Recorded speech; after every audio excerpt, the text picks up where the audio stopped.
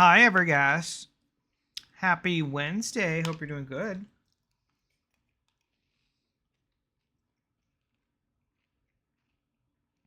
He fell asleep.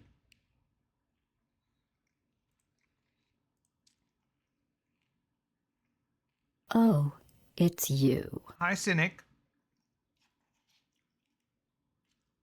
Holly fell asleep. So we're doing this.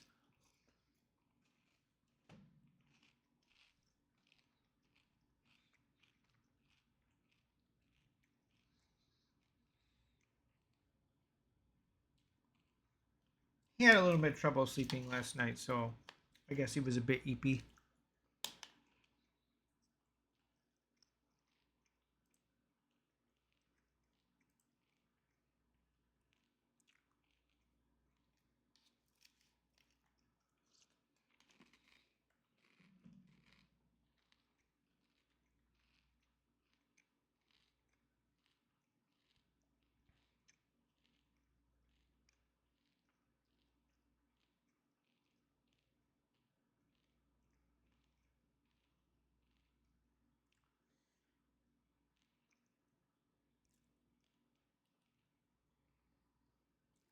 Hi, Screamin'.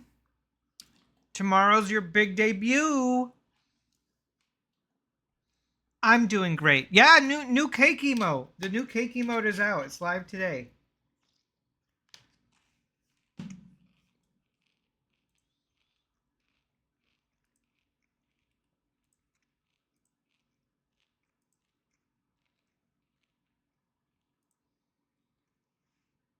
Right there. Oh, point emote. Oh man, Fuski's got a good one. I should do that.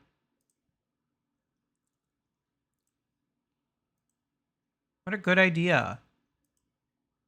Glad you like it. Yeah, it turned out well. I'll upload the other version to the Discord where, the cheeks are out.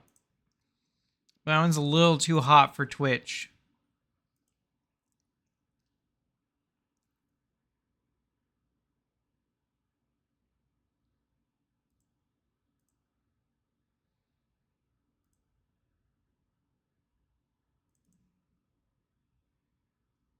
As if you wouldn't like it. You're right.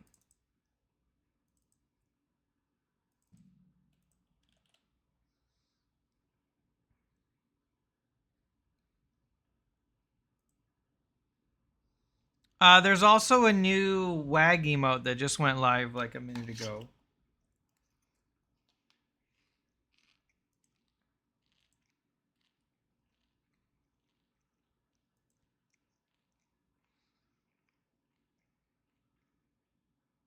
I know, next week, right? We get our scorpions and rabbits.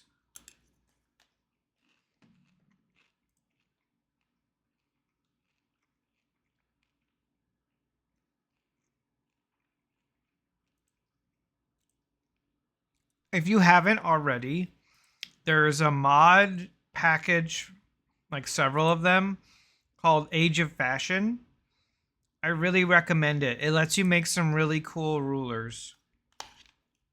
It doesn't have any gameplay impact. Just opens up more outfits for all the ruler types.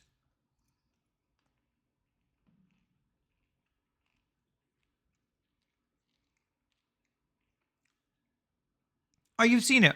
Oh, cool. Yeah, I run it for all my single player games. There's one for like each DLC. I do recommend though. They're quite good.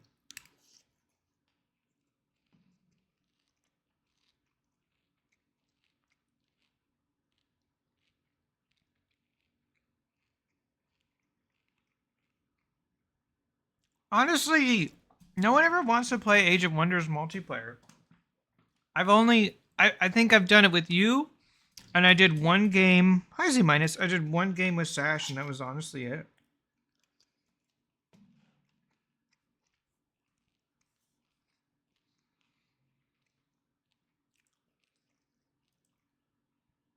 I don't mind it too much. I mean, I love Age of Wonders, and it's such a complete experience solo that I'm okay with it. Hi, Indignant. I was just hanging out with Billy. We were playing Project Gorgon.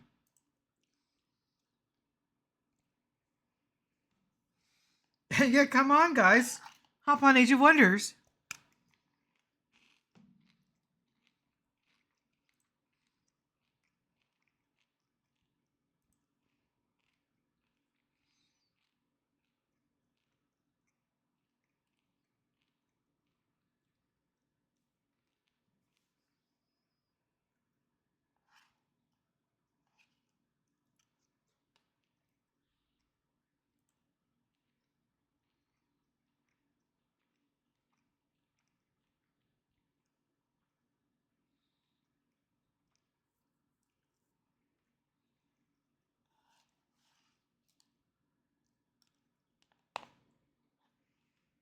I'm very excited for more of this game, though. I've been thinking about it all day.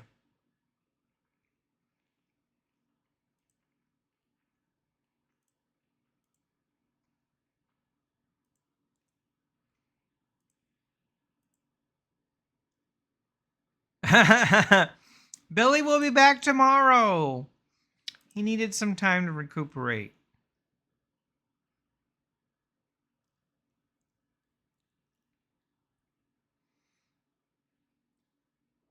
He'll be back.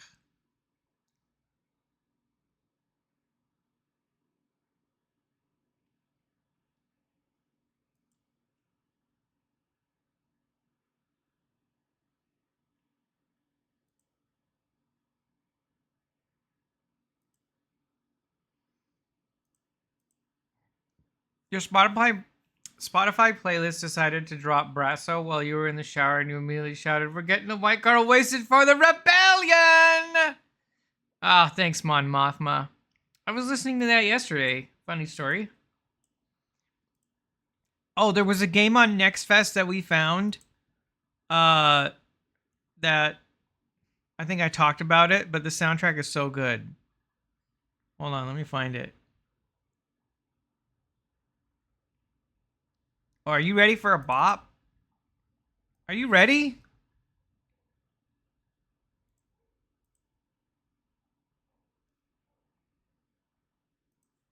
Are you ready? I'm glad you're liking that emo. I love it.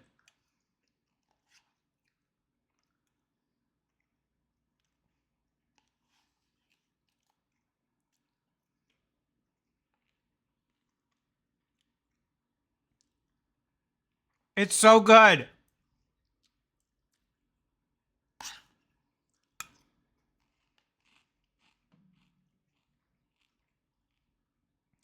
I had this blasting at the gym.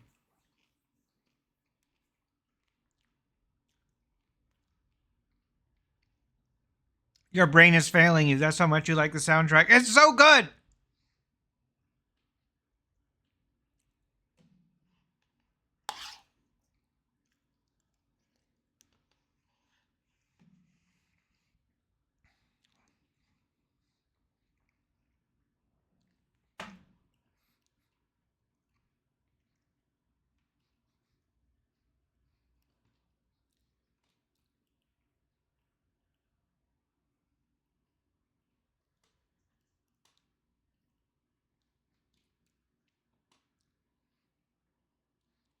It's so good. It's called Future Night Theme on Spotify or YouTube. It's such a pop. It's so good. It's so good.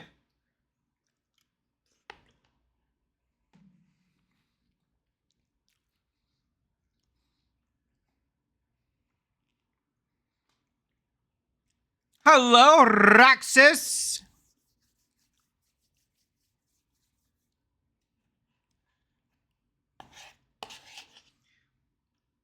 But when it comes out, is it present night possum?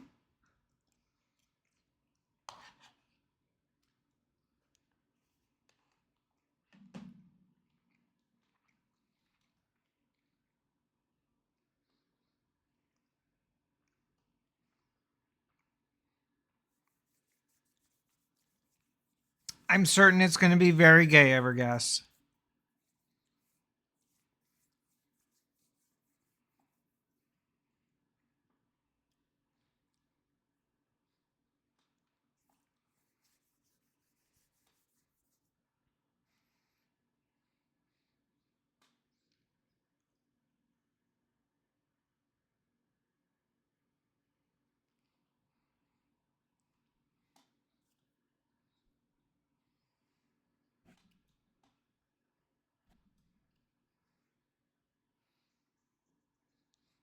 Hi, Shifu.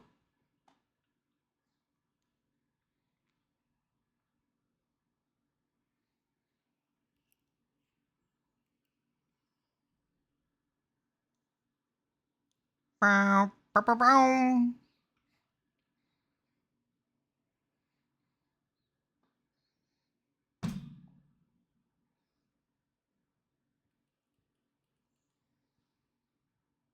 So good. Future Night. Go listen to it. Go listen to it. All right, let's get started because I don't want to wait because I want to play this game.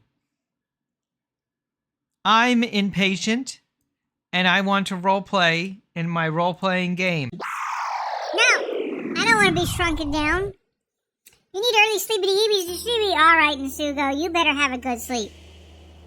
Howley beat me to it, and he's already having a good sleep. He's sleeping right now. That's why we're not playing Split Fiction. Ha ha ha! Myself insert. Vote for me!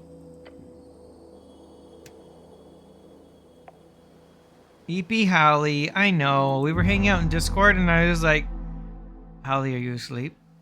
Are you asleep, Howley? No response. He didn't even tell me he was sleeping. Oh, spell concentration. I didn't know that was a thing in this game. That's a thing in D&D. All right. If you're just coming in and you didn't catch yesterday's stream and you're like, what is this? What's going on? We're playing a role-playing game where we are playing as the cleric. Our name is Ragan something. We have a last name. It don't matter. My name is Ragan. And we're trying to investigate the mystery of the exploding tea shop. I have a little bit of amnesia, but that's okay. I'm getting over it. I'm a cleric for the city. So I'm law enforcement. I'm actually an investigator. I'm a little baby man. And it's a bit like Disco Elysium in that your personality has different traits and they speak to you. I have no dexterity, no strength. I have a fair bit of constitution. I'm an actual genius. And I'm a little bit wise and a little bit of a sociopath. That's it. Only a little bit. And we're digging around in the Undercity right now. I don't actually know. I don't really know why I came down here. I just wanted to.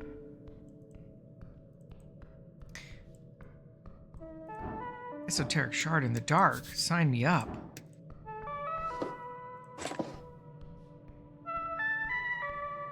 So we're exploring the catacombs beneath the actual city. We did find an interesting note where we encountered a crocodile man who's in the service of a necromancer we found. Oh. We also have some chicken. Yeah, that one spell I needed that one time. Yes, I know. Z-, thank you for the chicken. You're right, Possum. Thank you, Z-. Thank you. Thank you for this giant chicken. Thank you. Thank you very much. Also, we have new emotes live today if you haven't seen them already. Oh, I stepped in something. Suddenly, everything goes very, very tight. Oh, dear. Thank you to Carl for making this, by the way, or getting it done for us. Thank you, Z- for the 25. I've been swallowed? What? Vor? What's going on here? You can neither move nor breathe. Oh no. You hear your companion's voice faint, as if he was far away. This is possibly quite terrible. Something's off here. I can't move. It's some kind of trap. Uh-oh. Uh-oh, is this hold person? Stop playing around. Stop. Stopping like that reminds me of the time that the goblin takes a step closer to you before jolting back. Oh, no! I've walked into an ooze! I should have recognized the floating debris. I thought it was like in the walls, but no, it's floating debris because it's an acid ooze. Oh, Howley has awoken. I see. It's a cube! Cube is slang for gelatinous cube. Gelatinous cube. A mindless yet dangerous cubic ooze. They are near impossible to spot due to their translucent nature and digest anything within their grasp with a horrendously acidic substance. They are common within dungeons, used as guards and cleanup. Ow! By Earth, that burns! You appear to have been enclosed within a gelatinous cube. You are statistically likely to die here and now. No!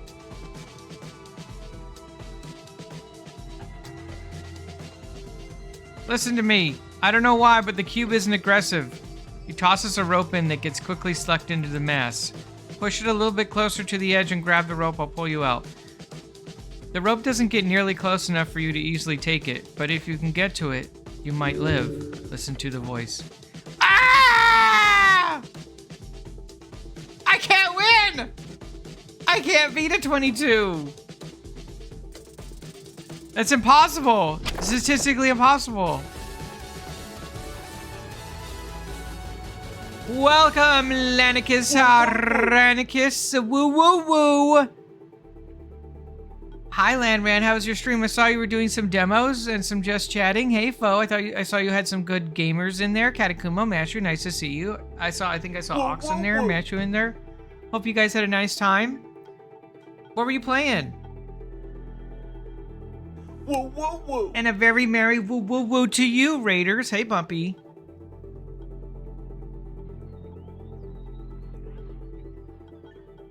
Oh, it's you. Thank you, Evergas.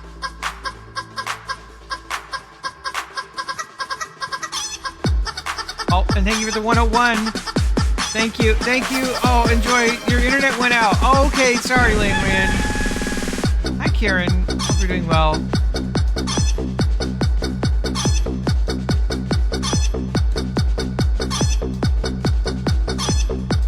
Yeah, don't worry. Lots of chicken.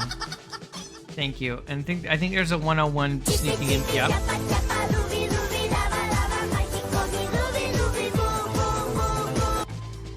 Thank you. No! Nobody likes elves. But welcome! Raiders, we're playing Esoteric Ebb. This is the D&D version of Disco Elysium. I am... Hey, Fo, thank you for 33. I am in the middle of a dungeon. I just walked into the very classic gelatinous cube, which is a giant ooze that I couldn't see, and I'm trying not to die, but I might have just died because I can't pull myself out. You struggle against the incredibly hard mass around your limbs, around everything. You fight it, yet your muscles give out after reaching just a little bit further. I died. I have a death saving throw? What? I lived! Yeah, Nyalpi cake is gone. You now have Aurum cake. Cleric, it's been upgraded. That feeling isn't nice. The one where you're sitting, eyes fixed upon a bucket, the sour apple sticking out of it like a mountain of bad decisions. It was not right. But you did it. They told you to. 15. You ate 15. You probably knew it wasn't real, but you did it. And when you walked up to those kids at the bottom of the pit behind the hills, one of the unofficial districts in Norvik. Okay. When you walked up to those kids at the bottom of the pit behind the hills Central Lower School with a bucket filled with 15 apple scrut. Hey, Strutsky. Maroch. It's Marsupial March. Marsupial. Welcome to Marsupial, everyone. Yeah, there's still one Meowpie cake in there. Oh, I'm sorry about Landran. Thank you, Kieran. They laughed, they chanted. Children are the worst. That's when you got that nickname that stuck around until your dad died and you left the hills behind. They kept saying it when they got mad. When you got mad, they said it. When you played along, mocking yourself, they said it. Apple Boy? No! Don't call me Apple Boy again. No, that's what they called me Apple Boy last time. No. I'm just the Apple Boy. No. No, that's why my constitution was like, eat it up, Apple Boy. No. No, don't call me Apple Boy. No. Oh, jeez. No, I'm Apple Boy. It's not even a good name. So uninspired. Yet, you still tried to follow them, to be nice, play nice, and be a friend. No, I'm not the Apple Boy. You're the Apple Boy. No! Apple Boy. But eventually, they just started running away. Apple Boy, stop! Each time you would try to get close, they would laugh and snicker and leave. And so the Apple Boy was all alone until the day he... You dumb asshole! Take the damn rope! He does not enjoy seeing you be dissolved, clearly. Ah! Look at my modifiers! No more apples. Amazing.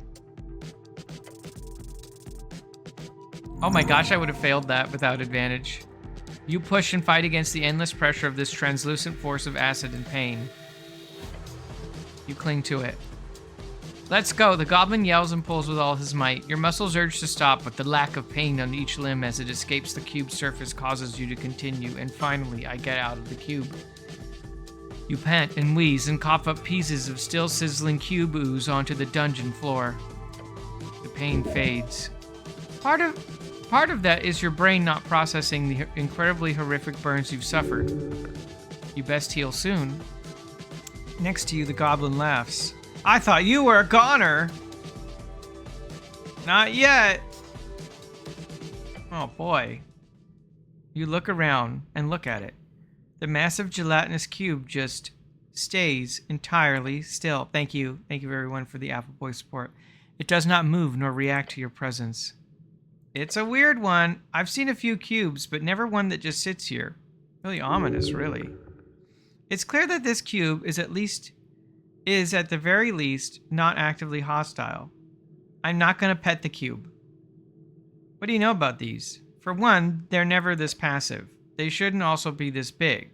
I've heard of them splitting and merging at times, but not to this size. Beyond that, I just know they're attracted to... A new follower. Hey Radian, welcome.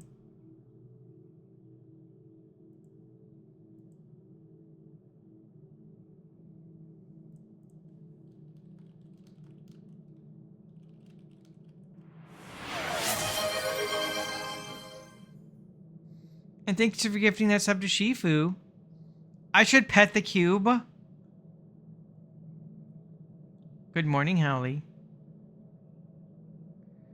What are they attracted to? Hot local goblins.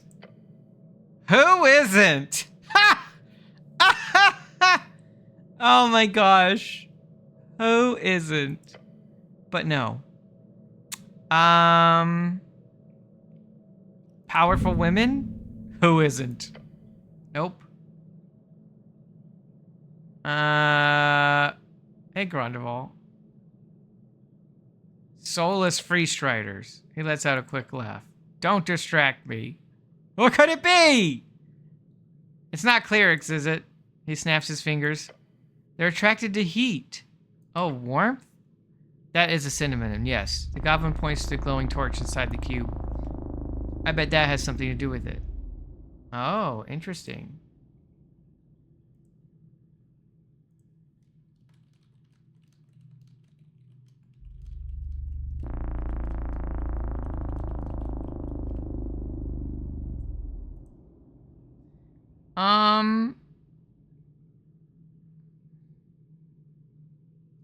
I guess I can't pet the cube. I only have 1 hit point.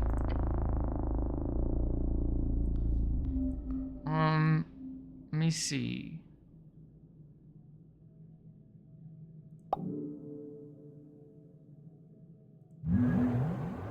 It doesn't do anything. Let's check our inventory. I need to heal up. I think it's time to eat some apples. I think it's time to heal, actually.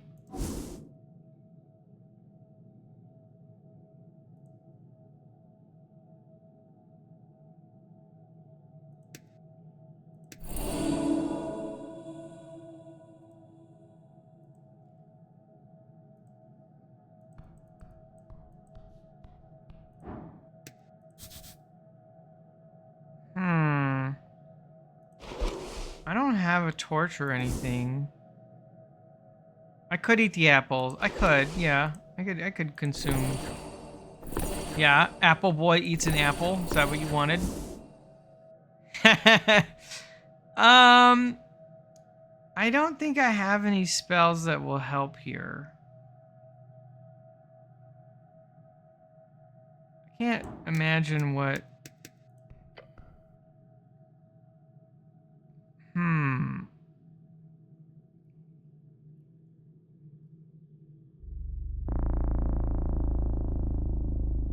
You know what, I bet if I had Mage Hand, which I don't.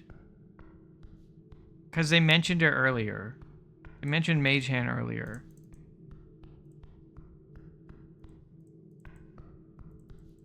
Hey, Locke.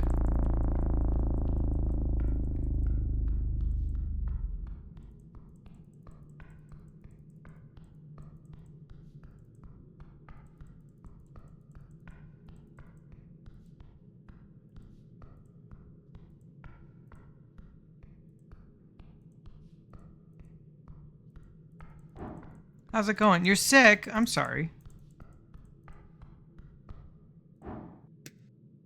Let's talk to this giant pillar of rock.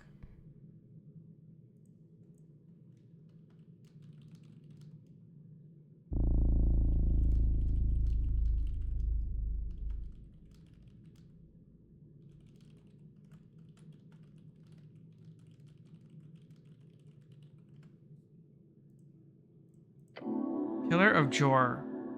The relic rises upward, endlessly upwards.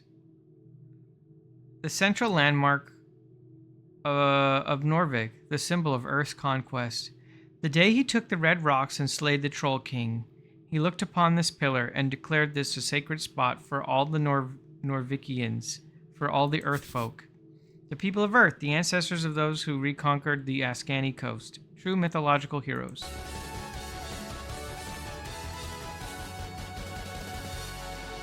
Hi, Seamus. Welcome on in, and welcome, Raiders. Hi, everyone. Oh, thanks, Smashu. Thank you, and welcome, Raiders. If you're just coming in, my name's Orem. I'm a chatting and strategy streamer. Today we're doing, you're doing Warframe. I saw, Seamus, that you had just started. Like you were a brand new Warframe player. I poked my head in the other day. I hope you're enjoying it. Warframe can feel a bit daunting when you're just getting in. But it's cool. It's cool. But welcome, everyone. We're in the middle of playing Esoteric Ebb.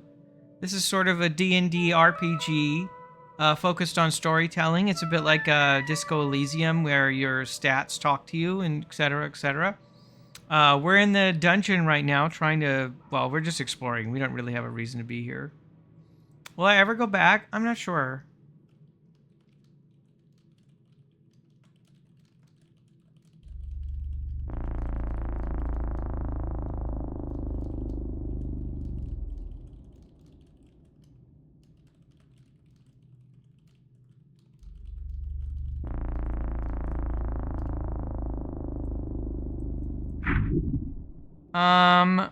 What do we do with this?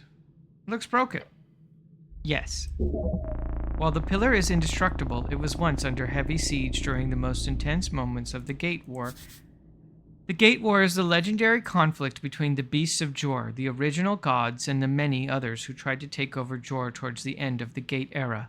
We have little information about... I love how much lore there is in this world. It's so crazy.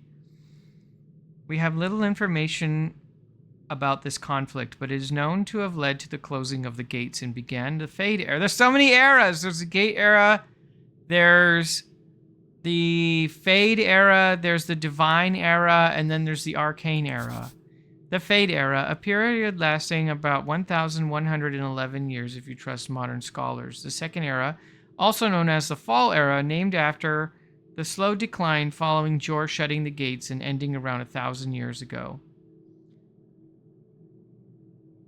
Well, thanks, Locke.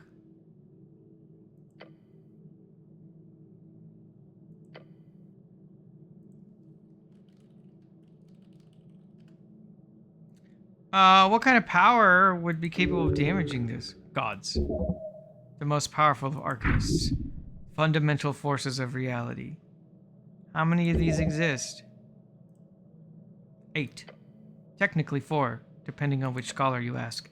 There are debates as to whether there are 8 pillars, 1 in each band, or simply 4 pillars that pierce the circular coast and stick out on either side. Oh, like at an angle. Oh, interesting. But ours is the best one, right? They're all equally useless. They are seen as a status symbol by many, like a legitimization thing. But the fact is, no one has managed to make use of them in any way despite their esoteric nature. So the Pillars of Jor are regulated to being visual landmarks, seen from across the coast through clouds and mist for a mile.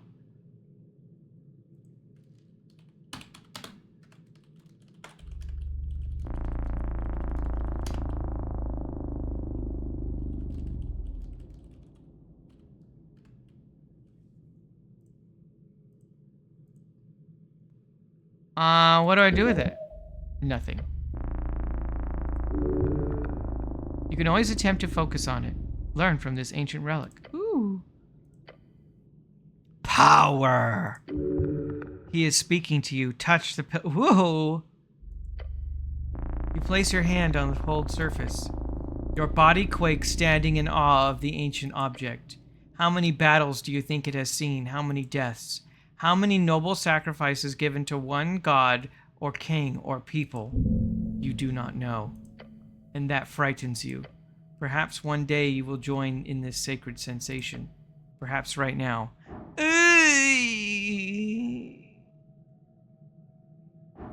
Disadvantage because the goblin's impatient. No. Oh, your mind forms into an arrow and you fire it forward, but it is repelled. Opening your eyes, your hand is no longer pressing against the cold surface. You are instead holding against your heart, shaking. This is wrong. Try again later. You have to try without the goblin. Okay, I gotta come back without Snell.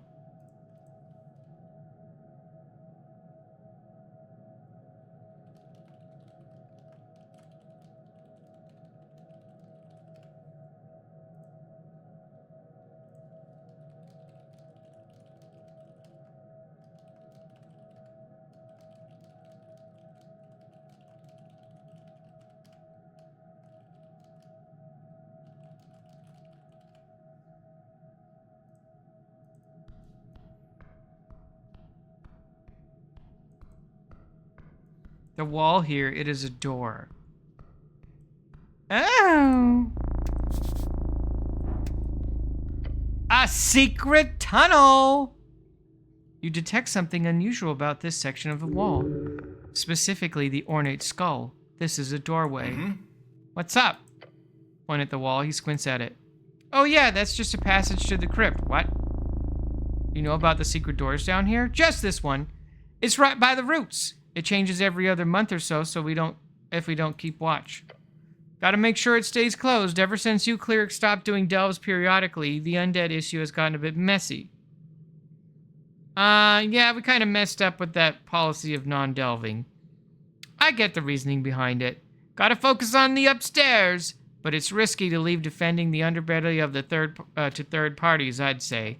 Even if we're doing a great job, all things considered. Anyway, you want to check inside, you could probably hit that tile there. But wait. Slightly warmer. A tile distinct from the others. I press it.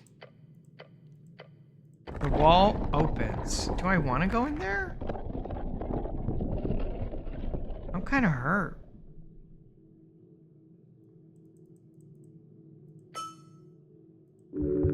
Cold air rushes out.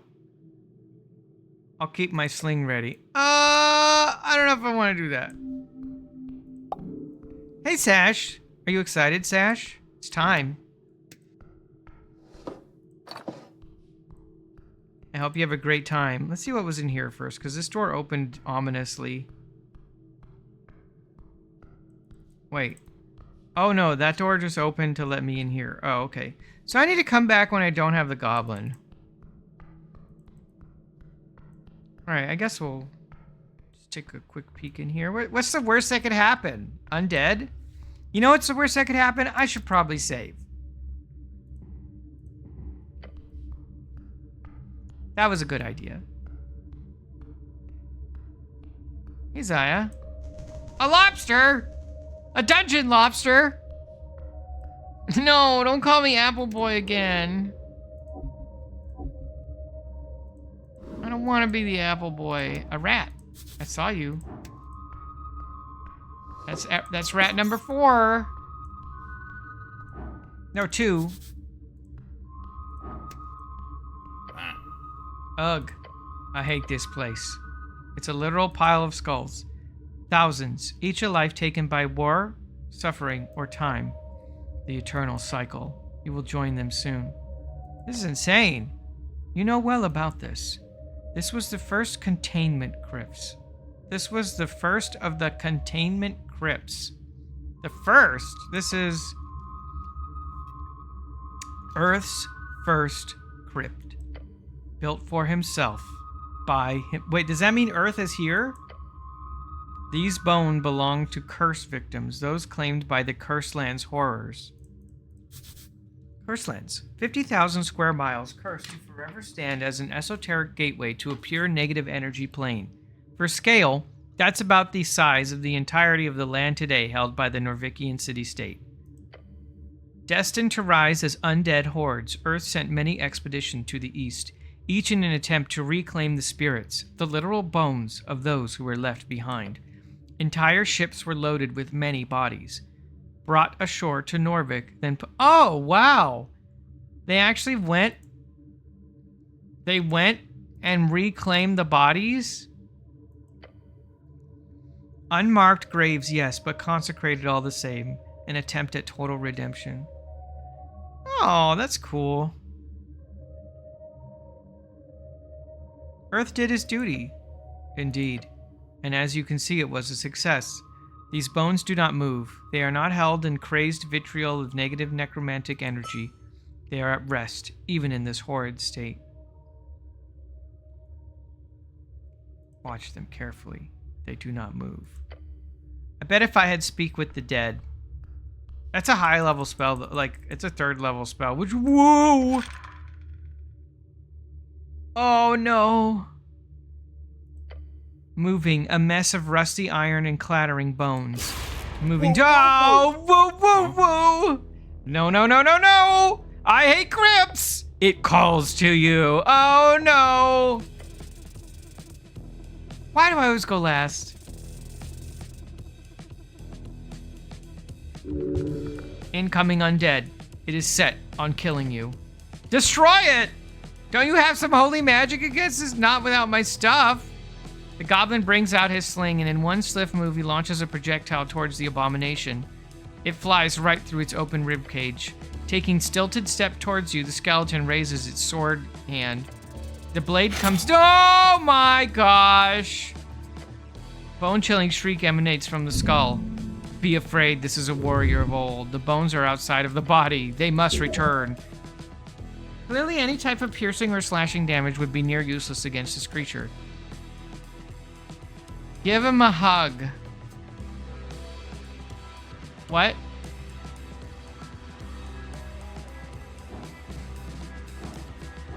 Would hugging it help in any way? I'm not good at any of these.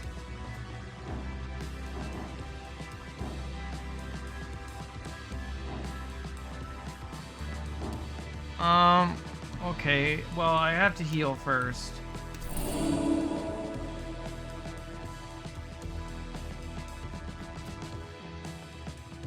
I have one spell left.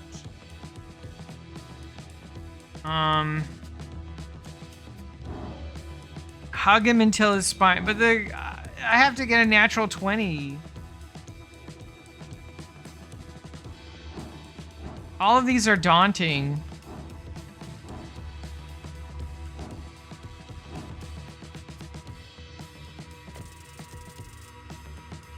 Nope, I can't do it. You attempt to move with the attack, but you just end up stepping on your feet, nearly falling over, but not quite. This might be your last chance. The skeleton is growing more and more frantic. Focus! Letting go of his sling, the goblin instead goes in for a kick to the skelly shins. While the creature is jittering about, Snell still manages to hit it, sending it scrambling to regain balance. Now, get him! The skeleton's strike is off balance, missing its next strike. It flies past, inches from your face.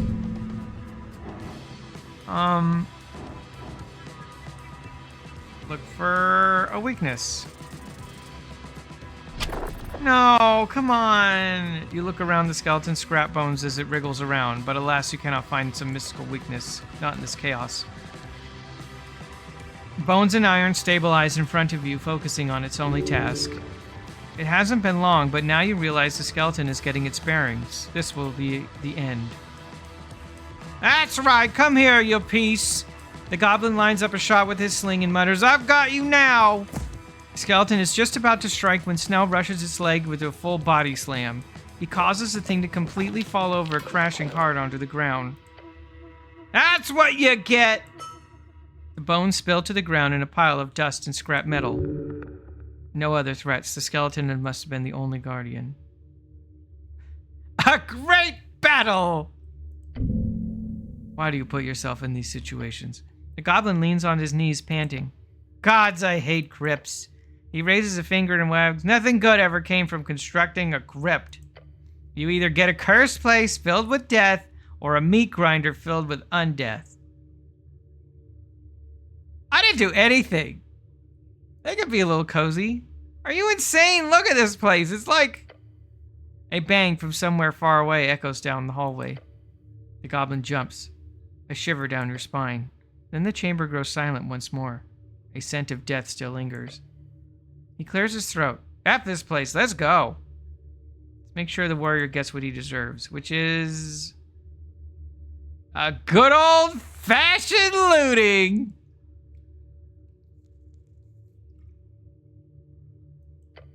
Right.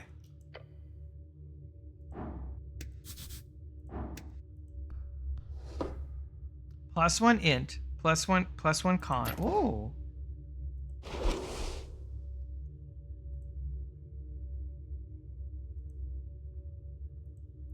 That would put me at 20 intelligence. And wouldn't actually affect my... Well, it does put me at 0 charisma, but now look how fashionable I am. Now I'm a genius.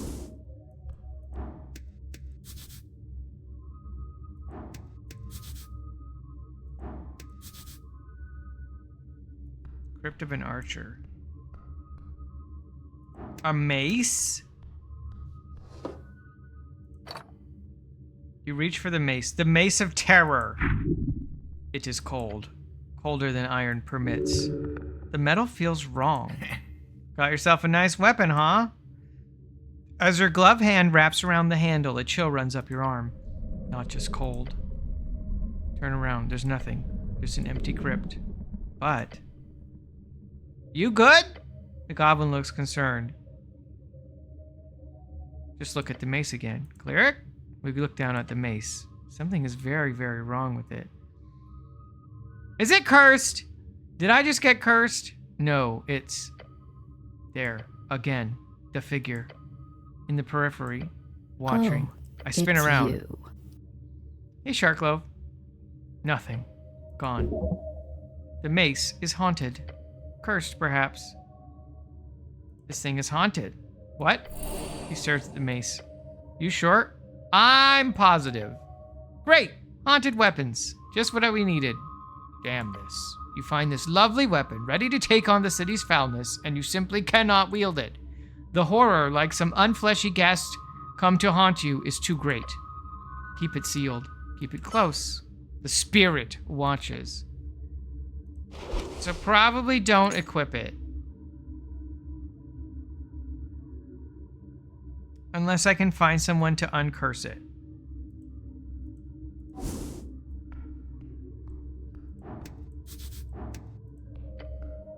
This is it. This is the first place his body was placed 27 years ago. Your Lord, your Master, your God, Earth.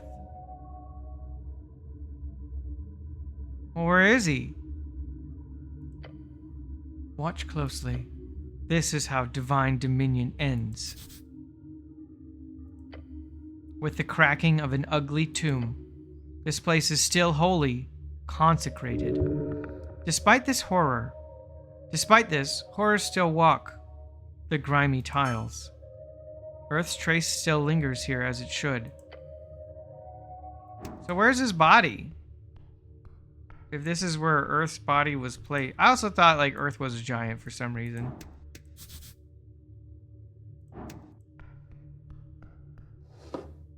Bone dust? What's bone dust? Recover second level spell slots. Oh.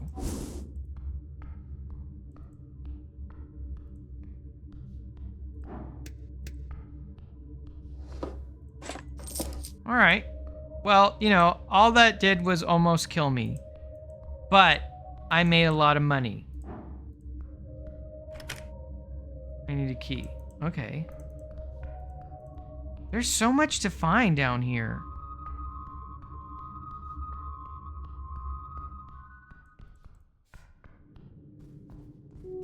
Holy heck, what is this? The roots. Oh, this is where I talked. This is where I tell that the tree is sexy.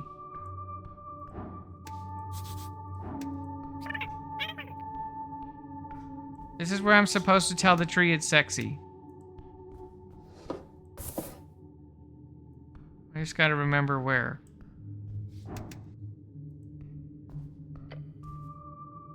It's here, Lord Pooh. Yeah, I learned from a druid if I tell the tree it's sexy, I'll get some loot. Among the tangled mess of vines and mossy rocks, you see the thick roots of a bracken tree. They crack open the walls and the ceiling of this half-dwarven, half-antispellian chamber. The natural retaking of the artificial. It is beautiful. Touch the roots. Hello? The tree does not respond. Alas, I don't think it's got a mouth or a brain. I guess you could talk to it with some magic. Look beyond the roots. They are thick and create a vast, tight forest. However, there is something there. So this is the bottom of the big tree. More or less. The roots go deeper, much deeper. Minum sexicus pony! My sexy tree! The roots slowly but ever so slightly widen, revealing the goods within. The cache has been revealed. Lord Pooh appears to allow you to loot its cache now. How polite.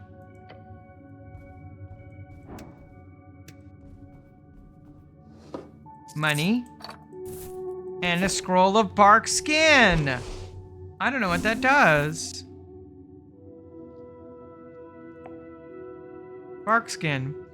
For the duration, your skin has a rough bark-like appearance and you have resistance to all damage. Your damage you taken is halved. Yeah, exactly, Evergas. Oh, another rat.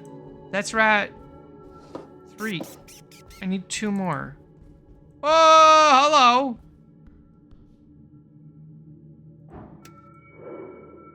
Moongore HWBT. Hey, Josh, Guardian. Oh, I don't know nothing about him.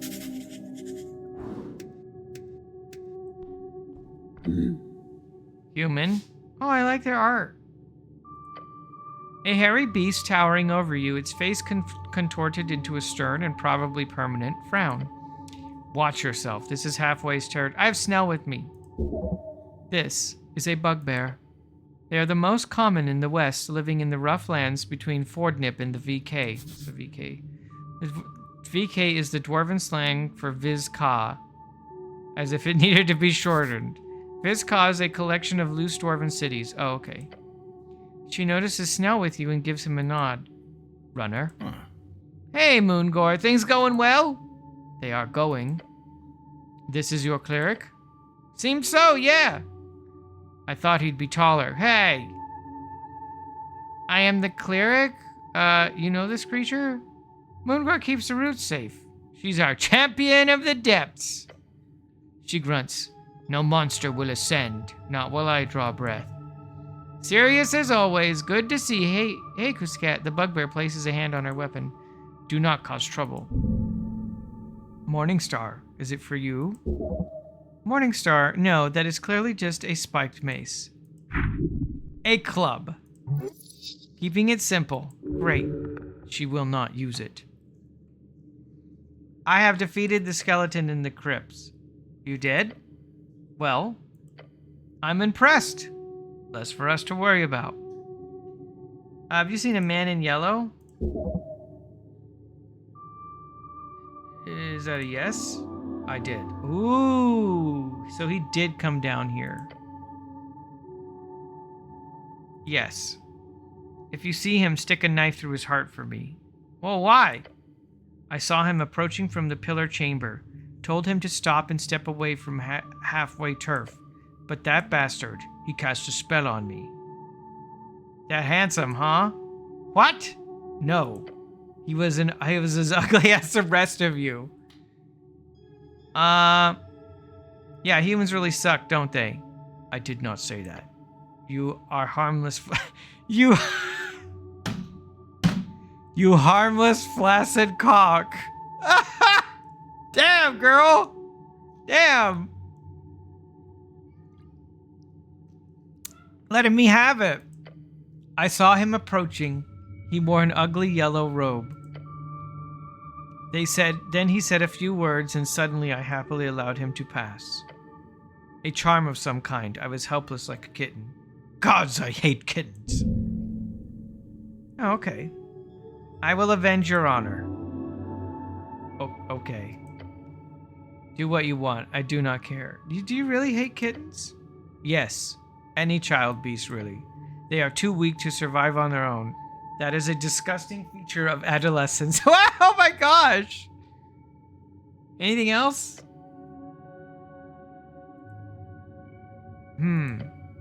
He had slightly darker skin, unlike the pale humans of Norvik.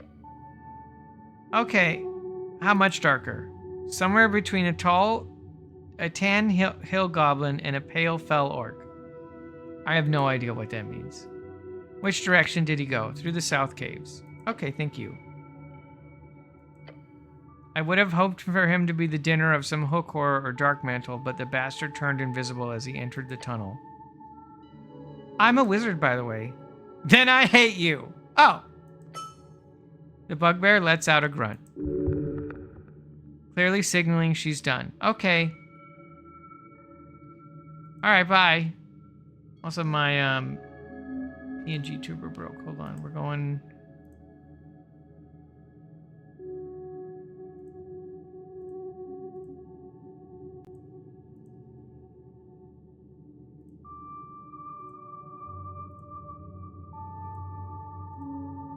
Okay, I guess we gotta do this.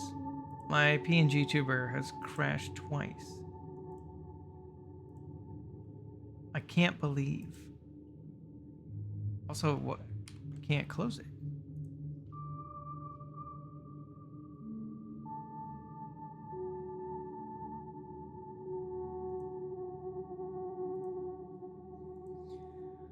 Okay.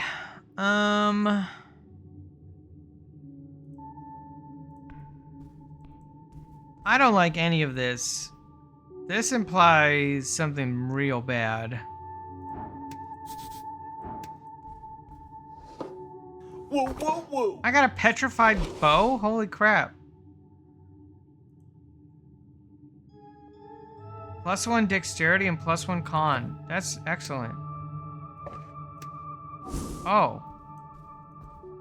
Beware monsters. I don't want to go there. I think that's like the wizard. You can find something interesting upon its petrified surface. A figure stands before you, frozen in stone, completely petrified. Their arms are raised defensively, their hands covering their face, a posture of pure terror. Basilisk victim. The details are perfectly preserved in stone. Every fold of fabric, every strand of hair. Petrification captures everything in the moment of death. Ornate robes of arcane embroidery. A wizard. The style is old, decades, maybe longer, from the arcane era. So the previous era was the arcane era. Interesting. There is a rectangular shape pressed against their chest. A book clutched beneath their robes. It has been turned to stone along with its wielder. I peer between the stone folds of fabric. One page is partially visible. The text upon it is still somewhat legible. Stone does not completely obscure ink if the pressure was hard enough. The handwriting is cramped, a wizard's notes. Most of the page is obscured by the angle of the stone, but one phrase stands out, written in bold lettering at the top. Master Hagenshags, I will learn. Wasn't that the gnome? Isn't that who made the Grease book I found, Master Hagenshags? A formal phrase, like a student's oath. Or a passphrase, Hagenshags. This is the name of one of the greatest houses of Arcanus in Old Dimenor. Somewhat interesting. Yeah, I remember I found a magazine by Hagenshags. What is this? The snail shell is blocking the way. She hag on mine till I shags. No! The air itself grows freezing cold as you head deeper into the tunnel until you find the passage blocked by a spiral shell. It is a massive unit of a hail snail. It fills the entire eastern passage. It's just a little broad. Nothing wrong with that. The hail snail moves its thick head, the blue eye stalks focusing on you? Probably. Can I communicate with it? Have you ever seen a snail like this before, Snell? I mean, yeah, the goblin waltzes up to it and looks it up and down. He looks almost proud. This big guy's been here for a few months. Last time I was here, he was facing slightly to the left. Moving closer, you do see that the snail is moving. Maybe 10 degrees or 5, not very fast. The frozen mucus slowly melting around it indicates a pattern. Yes, it is attempting to rotate. By hail snail standards, very, very slowly. Small icy mollusk appears to spread around esoteric weather events. Okay. It'll be done by next year probably, and then it'll head straight up out of the tunnels in another 1 or 2. Isn't this creature blocking you? At first, yeah, Sageleaf had plans for cleaning up the roofs and establishing mushroom farm across the south and east tunnels. But the prospect of dealing with that kind of cleanup duty wasn't exactly something people were excited by. So when this big boy fell out of a crack last year, the whole thing got postponed, and lots of halfway people were very, very fine with it. He points back through the tunnel, and ever since we've only had to deal with invasions from the south. Oh, so this leads to the east. Yep. I have no business there, right? He nods. The east tunnels just lead to a bunch of dangerous trap-filled spiral halls leading up to the shifting falls and then the water temple. Technically, there's some routes that lead to the lower palace as well, but if you want to go there, you're better off taking the upper paths. I'm already excited for it. You don't have to try and sell it, Snell. The goblin just looks at you, his gaze giving a type of neutral, disassociated look. Basically, this snail halved our work down here is what I'm saying. I want to pet it. Why? That would be very cold. A lovely sentiment, but it could hurt you quite a lot. Okay. Maybe I don't want to pet the giant frozen snail. Goodbye, snail.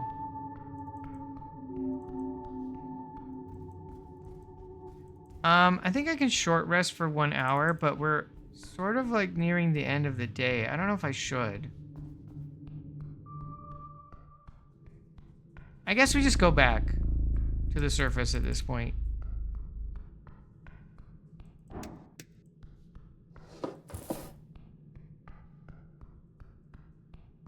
That's probably our best bet for now. It's not one of those weird esoteric games, is it? Ugh. Hey, Rashi.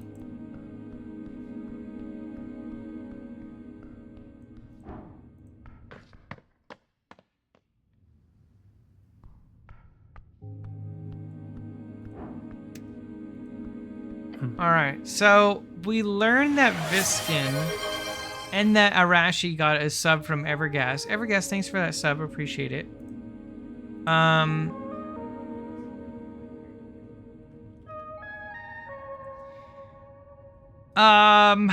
We learned from the crocodile that he's working for Viskin.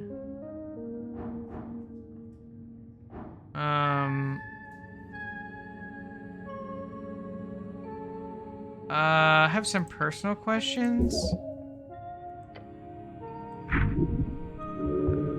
He makes it clear he doesn't want to answer personal questions. Okay.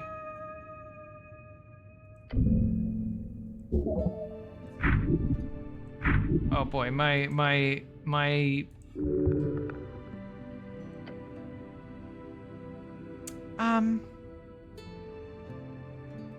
let's see.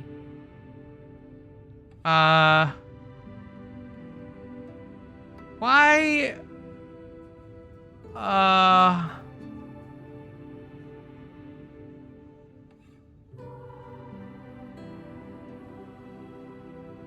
Ask him about the world? Do you ever wonder about the world?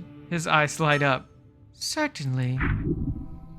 Tell him that unfounded feeling of decay. I have a creeping feeling we're stuck on decaying flesh. Oh. His eyes pierce yours. Speak it. Tell him. Lean over the desk and whisper, the flood is coming.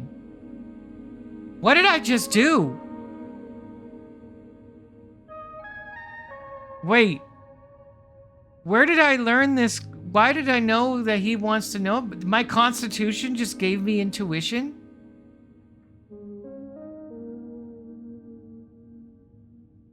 I just like had a hunch. Trust your gut. Yeah, for real. For real. Viskin smiles, isn't it? Anxiety can manifest. What if you were max con wisdom? Is that just John vibe? It's 100% John vibe check. I'm actually, so I'm con intelligence, and that's because I wanted to know everything and then also be able to talk to the spirits. But I have a little bit of wisdom. I have just enough wisdom that my wisdom and intelligence fight each other a lot. I suggest seeking professional assistance. He shuts down your question ruthlessly. This guy's good. The pale man is alluding to this new fad called psychotherapy. There are many quacks around the city who would gladly take your crowns and listen to your problems. Oh, okay. Okay, but what about the apples? I need to know. Ah, yes. A deal between me and Lady Sageleaf. Shared storage. It got quite heated a few years ago during a certain crisis. So now, during less heated moments, they store a lot of produce there. A win-win.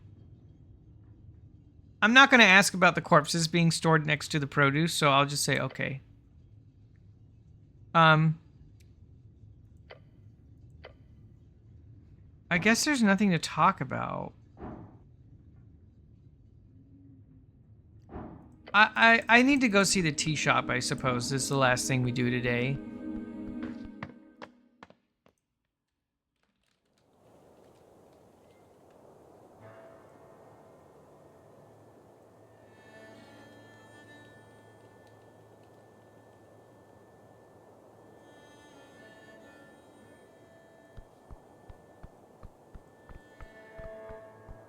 They said it was on the row, somewhere on this street. I never actually saw it.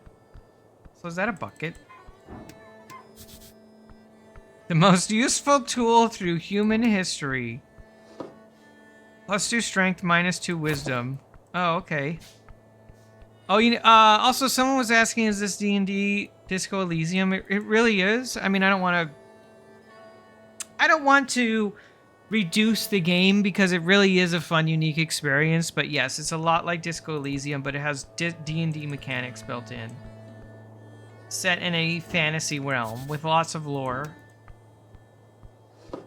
Funny. I haven't found a shop besides the magazine shop yet.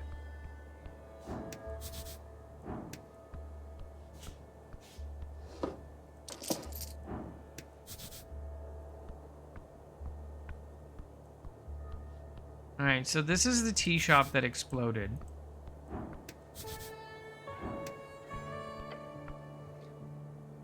Amid scorch marks and cracked masonry, you approach a doorway. There are several planks blocking the passage. The tea shop, what a mess. Take a peek inside. A powerful force left these marks. It really is. It kind of reminds me, Arashi, of the same art style of like Scavenger's Reign.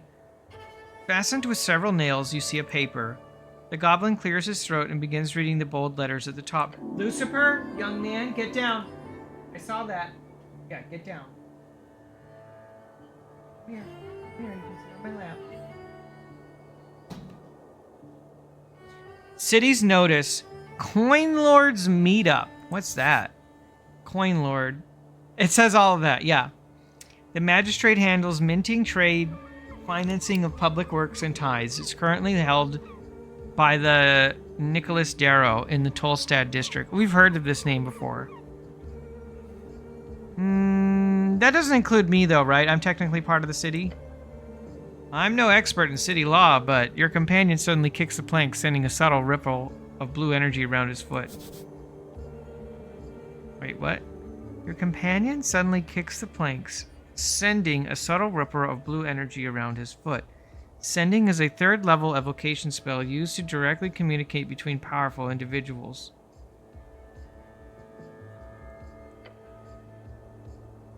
You think I wouldn't sneak in by myself if I could? It's sealed. You ain't getting in without magistrate approval. Oh, magic.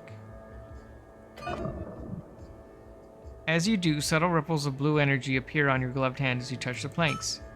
It is sealed. As you move away your hand, the faint aura shimmers in dark translucent blue and then fades away. Yep. Oh, just standing near the door makes it clear that there's a locking spell cast on it. Standard procedure for crime scenes. Attempt to break it down. Is there no other way in? Not that I know of, but it wouldn't surprise me. Look at the scorch marks. The marks go far. The flames must have been enormous, very clear signs of esoteric power. Arguably, these marks could possibly have been caused by regular fire of a wooden house. The stone masonry does not have enough fuel to carry such flame, unless the building was stacked to the brim with tinder. A handwritten note in bold lettering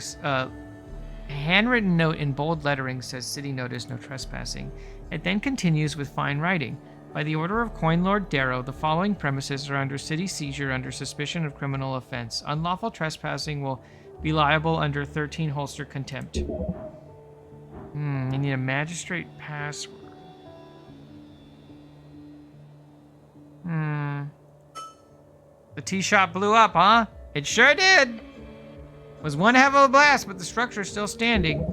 The masonry is modern. Clearly the work of dwarven engineering. Looks like crap, but boy, it can take a hit. Anything beyond the planks? You catch glimpses of still shadows beyond. A counter. Fallen wooden beams. This place is a mess! A scorched mess. Okay. Maybe I can sneak in above?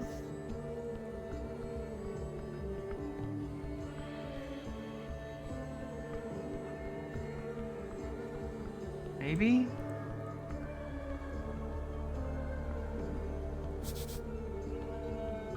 The Great Perch.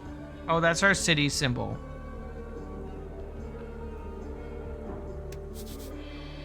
A street sign. You can look at it? Okay. This wooden board have faintly glowing letters on them. Floating just an inch off the surface, the names of several locations are spelled out. A common type of magical ink creates permanent messages on any surface, until dispelled, of course. This appears to be more advanced kind with magical mouth ability. It can react to your commands and reshape temporarily. Oh, I can tell it where to go. Well, I don't know where I need to go right now, so it's fine. Lady Charman. Lady Charmar. Mountain Lamb. Oh, okay, I don't know nothing about her. I love my rolls are so good. Okay, so there's no way into... Wow, that blast was huge. It cracked the building in half.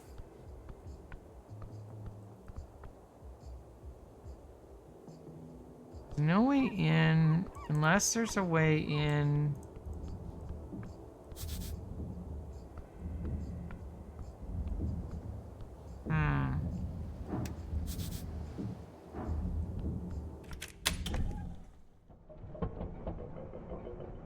Another lobster!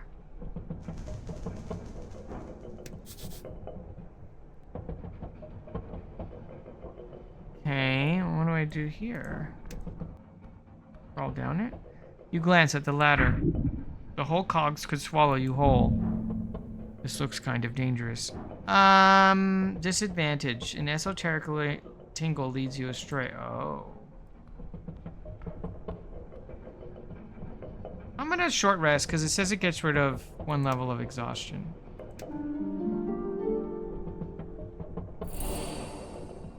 Damn, I rolled an 8.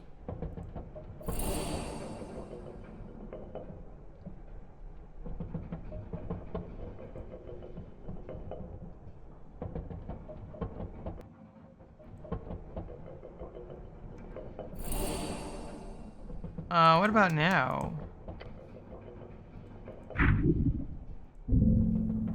DC 5? I feel like I can do that. So I have to roll higher than a 7 twice with a -3. Sure, why not? Oh! I got a 1! As you close your eyes to do so in order to fully immerse yourself in the experience of changing elevation. Oh no. Oh no. You are afraid it is very high, yet your body remains calm. Wait. Your left foot. It's not on the ladder anymore. Uh-oh. Your right foot. That one's got to be on the ladder, right? I'm afraid to say no. Both of your feet have slipped off the ladder. Well, just climb! The distant cry of a concerned goblin is far away from you now. As your entire being is fading into nothing on the floor of this random roller mill on Tolstad. No! It's not random! Am I dead again? There's no need to fret. You've been given your due. This is it. This is your end of the stick. You are a servant of Earth. You've dedicated your entire adult life to serve him. This is not how you are rewarded. No. You are... I refuse! You refuse? Not like this, grab onto anything.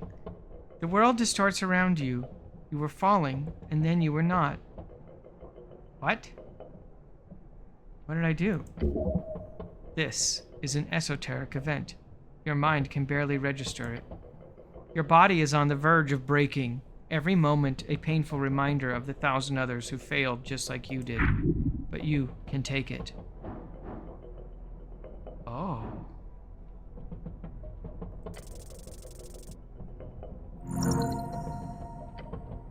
You follow them as they dance. One seems to go good, but it is far away. They did say the name of the game, yet it is moving closer. By what force? Is it him? Aw, don't go, Earth. Whoa. Isn't he young para ite in a good man's cuss? Is anything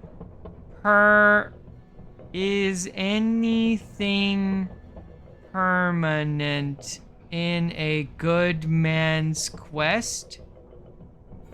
Is anything permitted?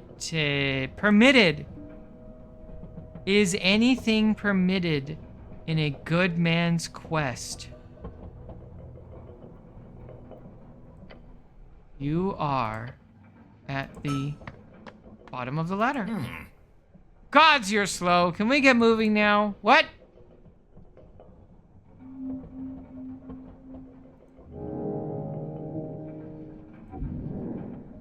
Okay. Did he just not... Did he not... Did he not... What? Okay. Yeah, it's fine. Alright. It's cool. It's not, just don't talk about it. Stale baked goods.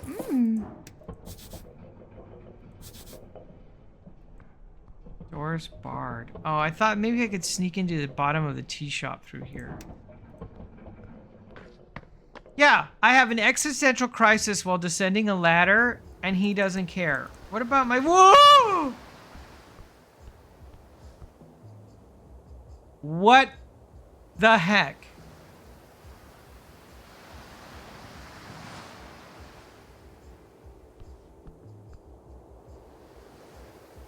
I did not expect a giant blue lobster.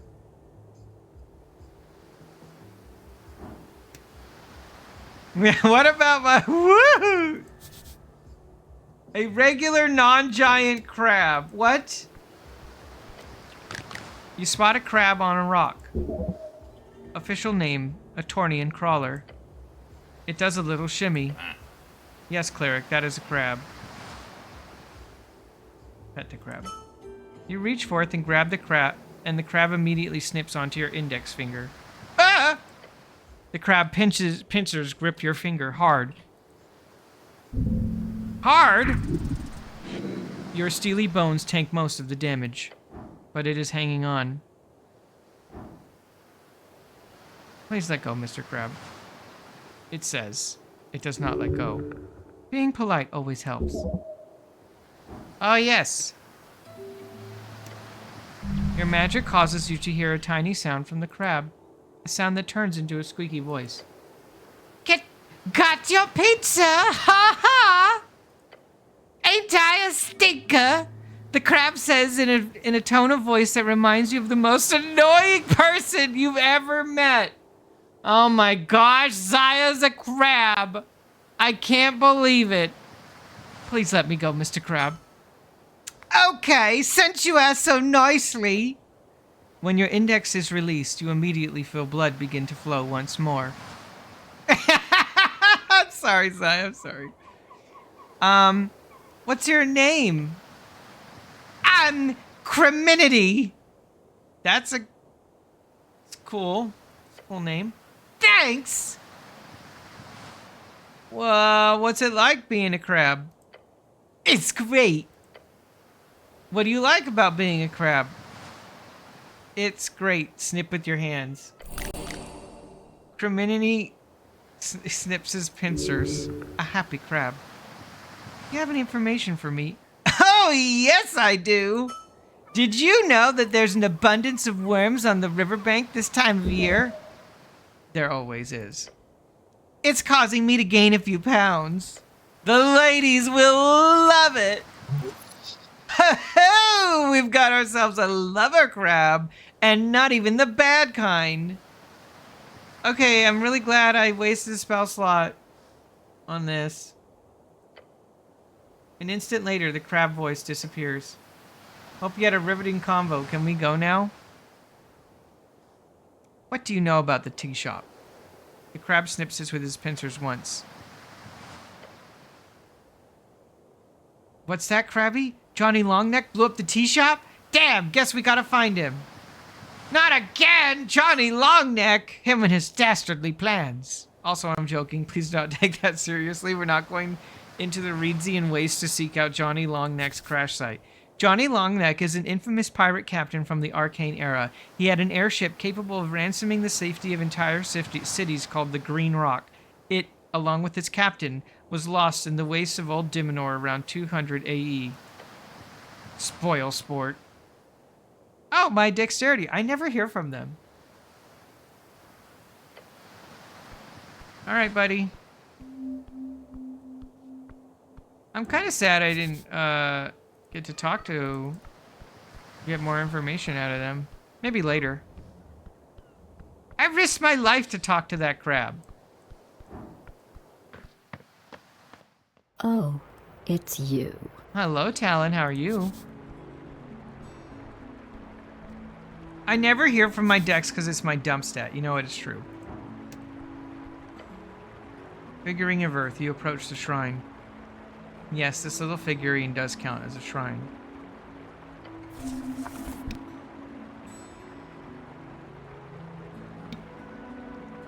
I can prepare 7 spells. I know 7 I can prepare everything. I'm so smart. That's good, Talon. I'm glad. I hope you're not feeling exhausted.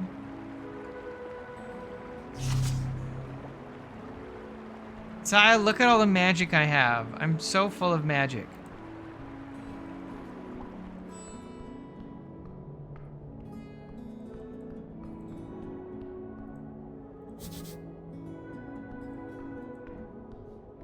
There's a lot of goblins here. Nice outfit, human. Thanks.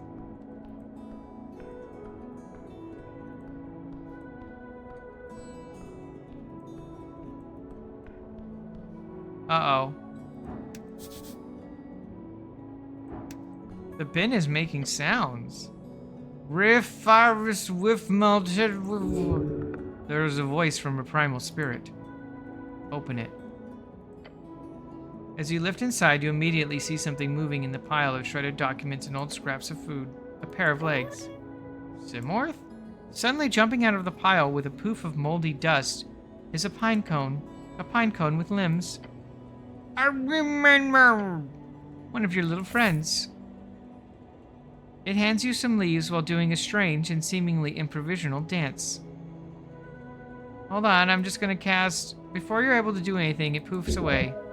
Disgusting little creature. You could do with an offense. Are there any? Hey, Nova. Oh, interesting. A new follower.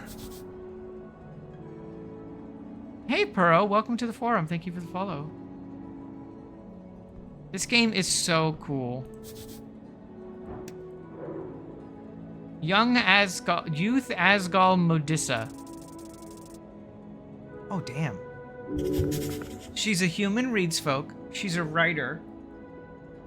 She's a girl on a mission. She's out to fight for the green no matter the battle. Her brash exterior is no fakery. It is her heart worn on each of her sleeves. Responsibility, that is the weight she feels weighing upon her shoulder. Modissa does not see herself, her ego, as having any greater meaning. Rather, that meaning has been transposed from others.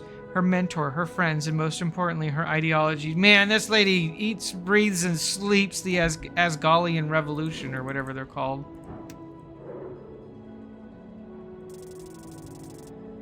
And, of course, it's a strength roll, so I don't know nothing about Rolo Malak, and I never will. What's going on here?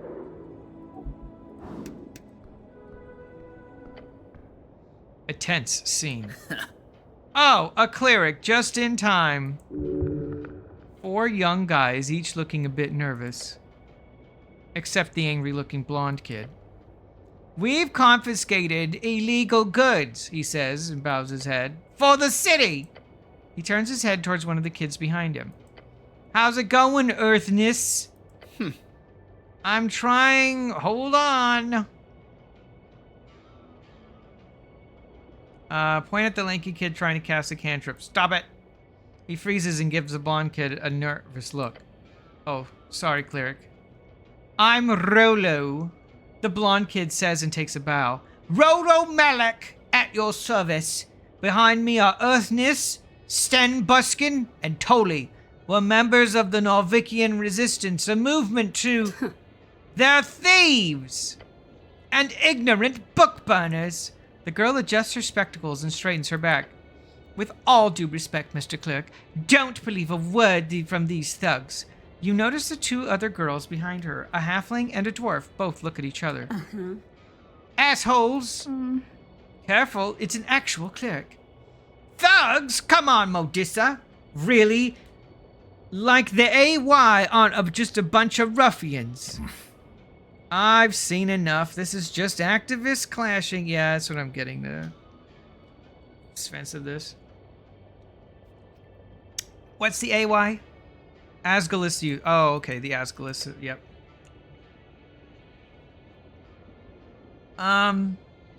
What's the problem?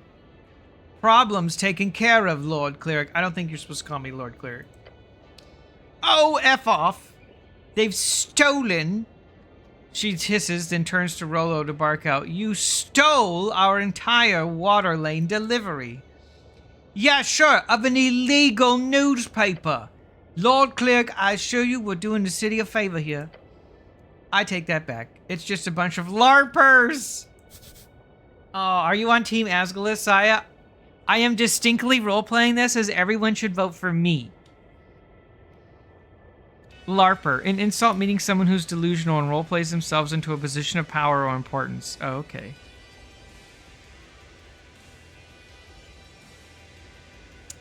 That tracks.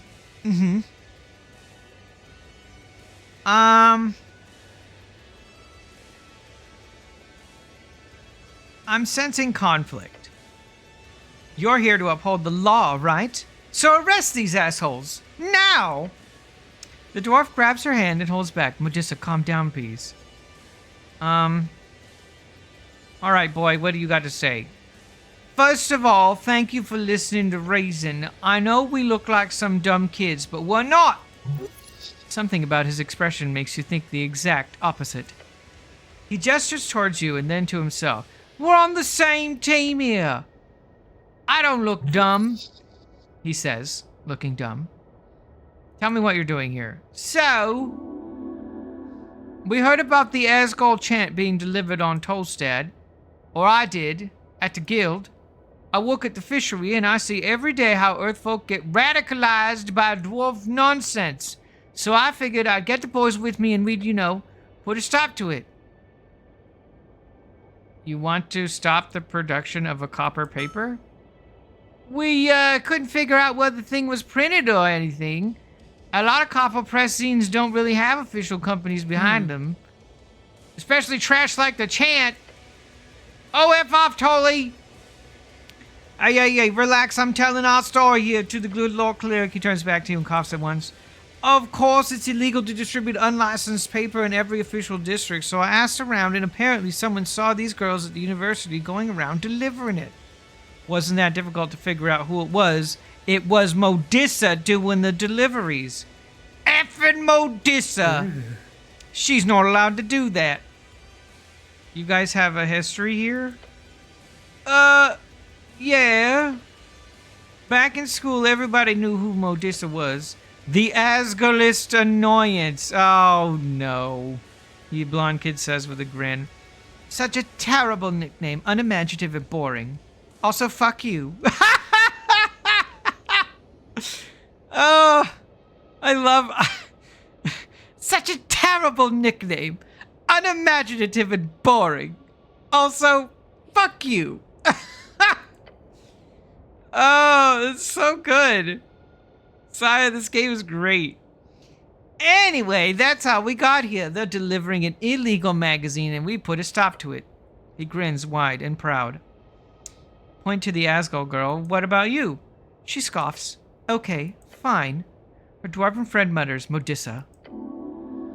We deliver papers for the Asgalian chant. Maybe you've heard of it. It's a pretty big deal.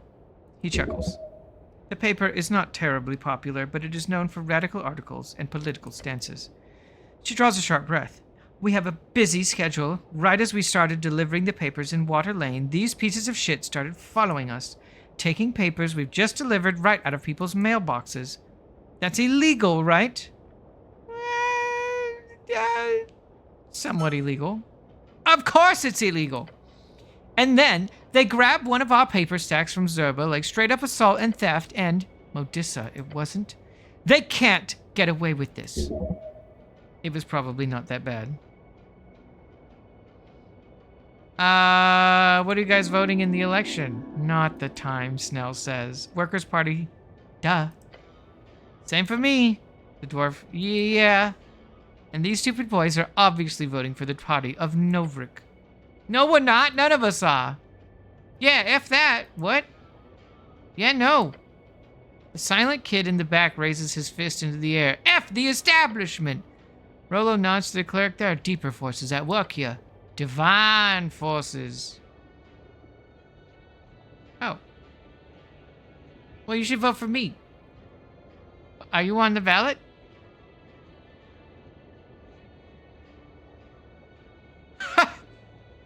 One day. Oh. Okay.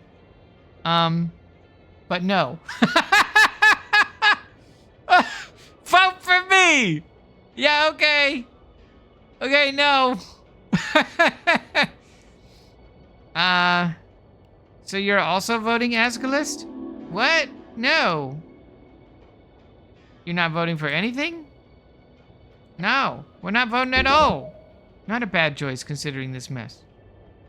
You're apolitical. That's impressive. I am apolitical.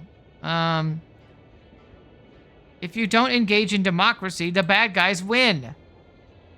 We are fighting the evil powers, ready to establish a true resistance to anti-humans. Oh, no. Oh, no. We are fighting the evil powers, ready to establish a true resistance to anti-human sentiments. For Earth! The girl with the creased brow sighs loudly. Take my god out of your mouth. Oh, He stutters and looks at the guys behind him. Sorry. I could charm one of them. That would be a solution. Tell them you've made up your mind and then cast it on one of them.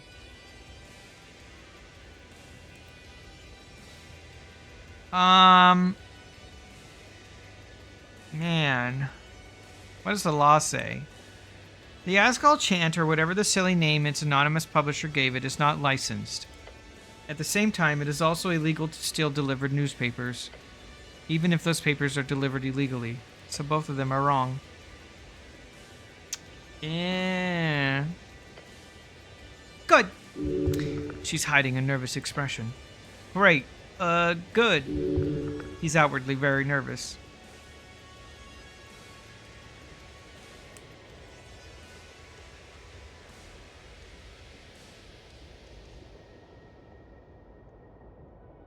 I could try and compromise.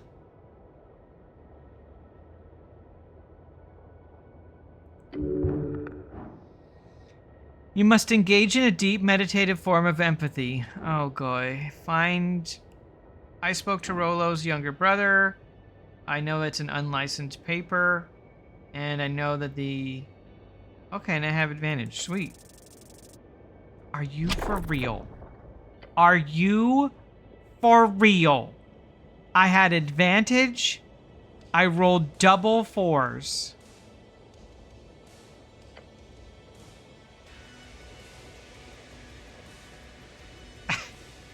I can't. Okay. Okay.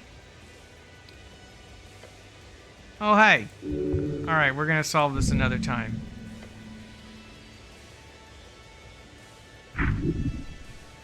I'm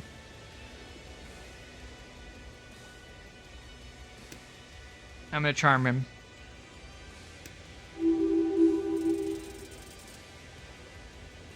Oh, they have to roll against it. What do you think we should do? Rolo? I think you should get out of here. Oh, yeah, that makes sense. What? But we're going? I trust this guy. He gives you a thumbs up. The silent kid in the back also gives you a thumbs up. Rolo snatches up the stack of papers and tosses them over. She catches them with an oof accompanied by a foul expression. Grumbling, the boys then leave. Gods be damned. 3 girls collect themselves for a second. Shit. That was scary. Mr. Cleric, thanks. Good. Now stop it. Now stop delivering that paper. It's genuinely very illegal. Whatever. Let's just go. Within a minute, they've dispersed. Yay! I'd say that was the right choice, even if those girls seem shady as well. Let's get out of here. Man, I thought I'd be able to help them both with the... I had advantage. I rolled so bad. Oh, I can get a feat, though.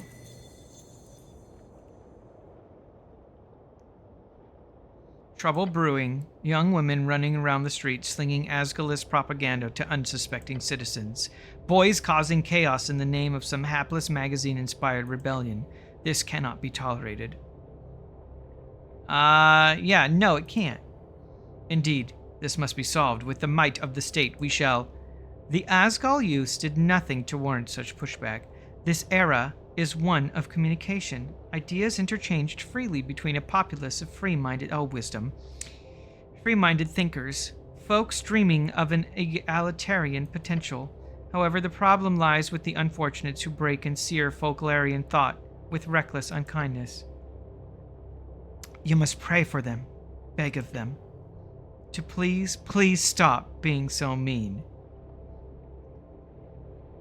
Wow, what a great idea. Be sarcastic.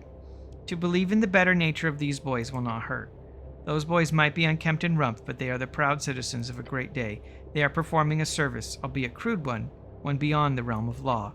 But the youth of Asgals, they are even more unlawful to a much deeper degree. Hey, Holly. Is that my apple boy? No, don't call me the apple boy. No. My little apple room? Oh, they were all calling me the apple boy. Yeah, I know. I was watching. Yeah, my little apple boy. No. Okay. Indignant. In a battle between lawlessness and disorder, the book burning boy. No. Oh, now you're a book burning boy. Oh. Yeah, the Asgal girls were just doing a technically criminal crime. The boys were doing multiple literal actual fire-related crimes. It is a morality issue, not a legality issue. You weigh morality upon the shoulders of ideology in this case. You see that, do you not? The only shoulders being weighed upon here are your manly, bulging, muscular traps.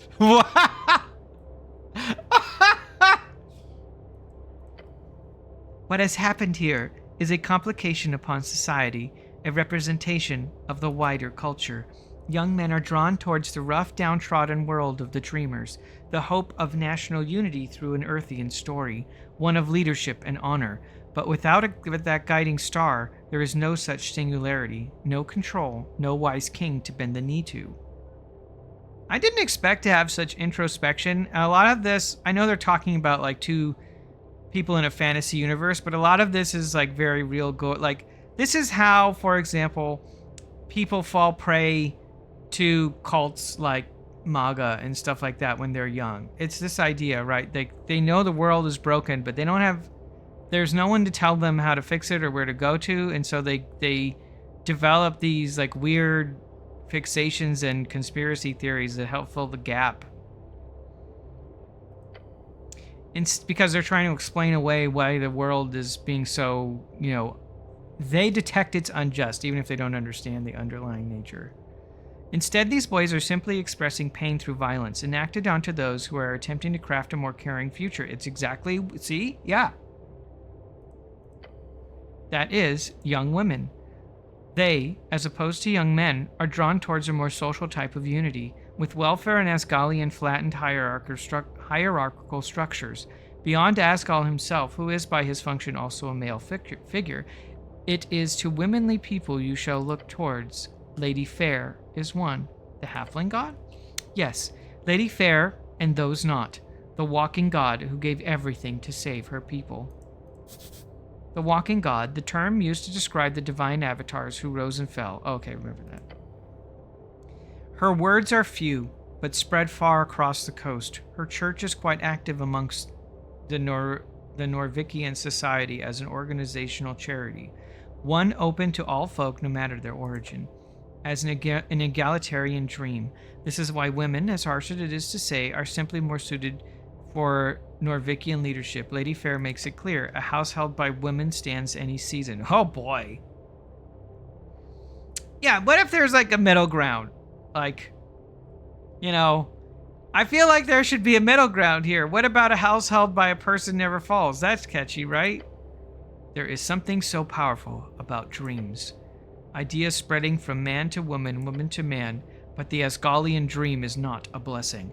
It is a smile wrought in pain, a vision of 1,000 layers of intersected nets and labels tangling every person and snaring them into oppressor or oh my gosh. And there is oppression. There are unfair hierarchies. The world is corrupt, but not fundamentally. If these boys are pushing back against Asgalism, that is only natural. It is an ideology which pushes a foundational belief that they are naturally oppressively superior. If a young man grows up in squalor, finding zero advantages from being a man among patriarchs, nor any power from being a human, especially if he grows up within non-human clusters, something many of the poorest humans do, when he is unable to find a job at age 19 and has almost no political, societal, or economic power in his life, which dream do you think he will believe in? The one calling him to fight to reclaim what is his right, a good life as a future patriarch, or the one calling him an oppressor? Man, this is really this is very on the nose. This argument here is so real and true. Wow. What if your stats were just all low? Then what? Well, yeah. I'm not sure how this conversation would come out that way, but this dialogue that's happening here is the absolute foundation of what is going on right now with young men in the United States. Well, I think other places too, but young men in the United States in particular, where, you know, there's a movement that's trying to level the playing field, but because, you know, the economy and other places are not great right now, the young men, specifically young white men, who traditionally had a lot of privilege, no longer have that. Of course, they're being driven to like pursue a fantasy where they can reclaim what they had. It's so interesting. It's so interesting. I need a button that lets me flip. Oh, you want me to move? I can move. Yeah, the text are always on the right, so we're in the way. Yeah, let me move. I'll have to like disable the shrink and the. I'll have to disable the shrink and stuff really quick. I'll come back. I'll disable it for now. Thank you. Yeah, get it out of your system. Get it out of your system. It's gonna go away. Yeah, okay. We'll let you do one more. Alright. Alright, it's gone. You underestimate how many points I have. Yeah, I had to do that because I have to do that because it always will reset.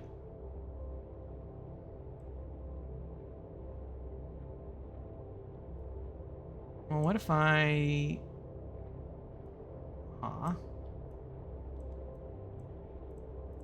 Now it looks like Howley's just staring at me. Why don't you just flip me? Well, it looks like... Oh, Howley, what are you doing? He's just coming in...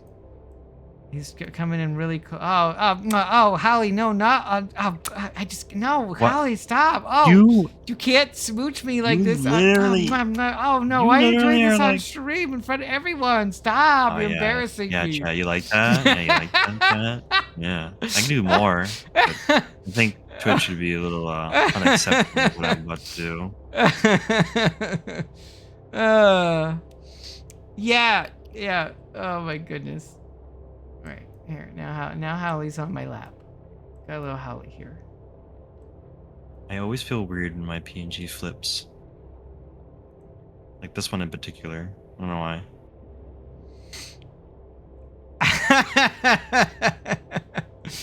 Oh my gosh. Oh yeah, sorry, back to this, Kieran. Yeah, when someone is accustomed to privilege, equality feels like oppression, and that is the crux of the issue being discussed here, and also the crux of like the young men in the United States who are falling prey to alt-right movements like MAGA, which have them chasing the times before when they had a lot of privilege, even though they don't have any now. And so you can actually, I'm not making excuses for them because there's a lot of things wrong there, but you can at least understand why the message of equality falls upon them in a manner that feels unfair to them. You can understand why they feel lost and they press against that movement. It's very interesting. I think there's like a way to reach them that, that is more constructive. Like I think maybe it was hammered too hard upon them that they maybe were the oppressor, even though factually and historically they were, absolutely. But how are they going to respond? How would, of course they're responding this way. I don't know. It does not call him oppressor. That is an unfair reading. Asgalism is about systemic change. The young man is trapped in the same cycle of violence that all men find themselves since the dawn of time, that he must fight, that he must be a patriarch to have a good life. Asgalism would lay that foundation that allows him to be free from these burdens, that he would be free to find a job, that good life with the same prospects as everyone else. I don't know what to say here. This is very...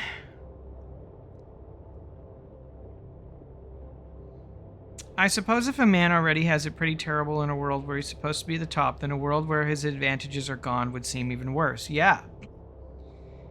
I'm sure there's a female perspective here somewhere as well, but I've only really read about that in Mom's book. Seems to me like it's more of a branding issue. The Azalists need to be more in tune with the economical aspect of intersectionality. They're clearly losing out on a ton of angry book-burning boys. That's what I feel like. This is where I am. Burning books and eating apples? No. I think it's more of just a branding issue where we need to find a way to get, like, the fundamental message is good for everyone, them included. The problem is the messaging paints them as the bad guy. So of course they rebel against it. That is an argument, but it does not change the core values. You need to come to that realization. The one that every boy reaches towards the late stages of their capitalistic, pubertistic, and socialistic awakenings that, no, not at all. It is only your placement, you must understand. Figure out where you've planted these 2 feet of yours and accept where your bones will begin their incessantly slowish grind into the pavement. Learn more. Steel yourself. Seek love. Be more. Oh, I don't know. Realize your place in the world, or suddenly understand My gender. strength is so bad. I can't do this one. I can't realize my place. Suddenly understand gender. I can only understand gender. No, I can't understand gender either. Ah, I'm so stupid. This is far more complicated than you could have ever imagined. The gender is too complicated. So many intersectional divergences. How a man who feels feminine... What? Isn't it? If your strength is too low, doesn't that mean if you're... Does your character, doesn't strength not want to talk to women at all? Yeah, he fears women. Yeah, this Apple boy doesn't even know gender. If you don't understand gender, how can your strength be scared of... Well, I don't understand like gender as a concept other than like man, woman. How a man who feels feminine connects in the hierarchy with a woman who feels womanly but acts manly in order to fit among patriarchal standards, only to be controlled by a manly woman who seeks feminine ideals in order to break those same standards. It is simply too much for you to make sense of or to break down, to sample even an inch of truth from the whole. No one said this egalitarian dream was going to be easy. That's true.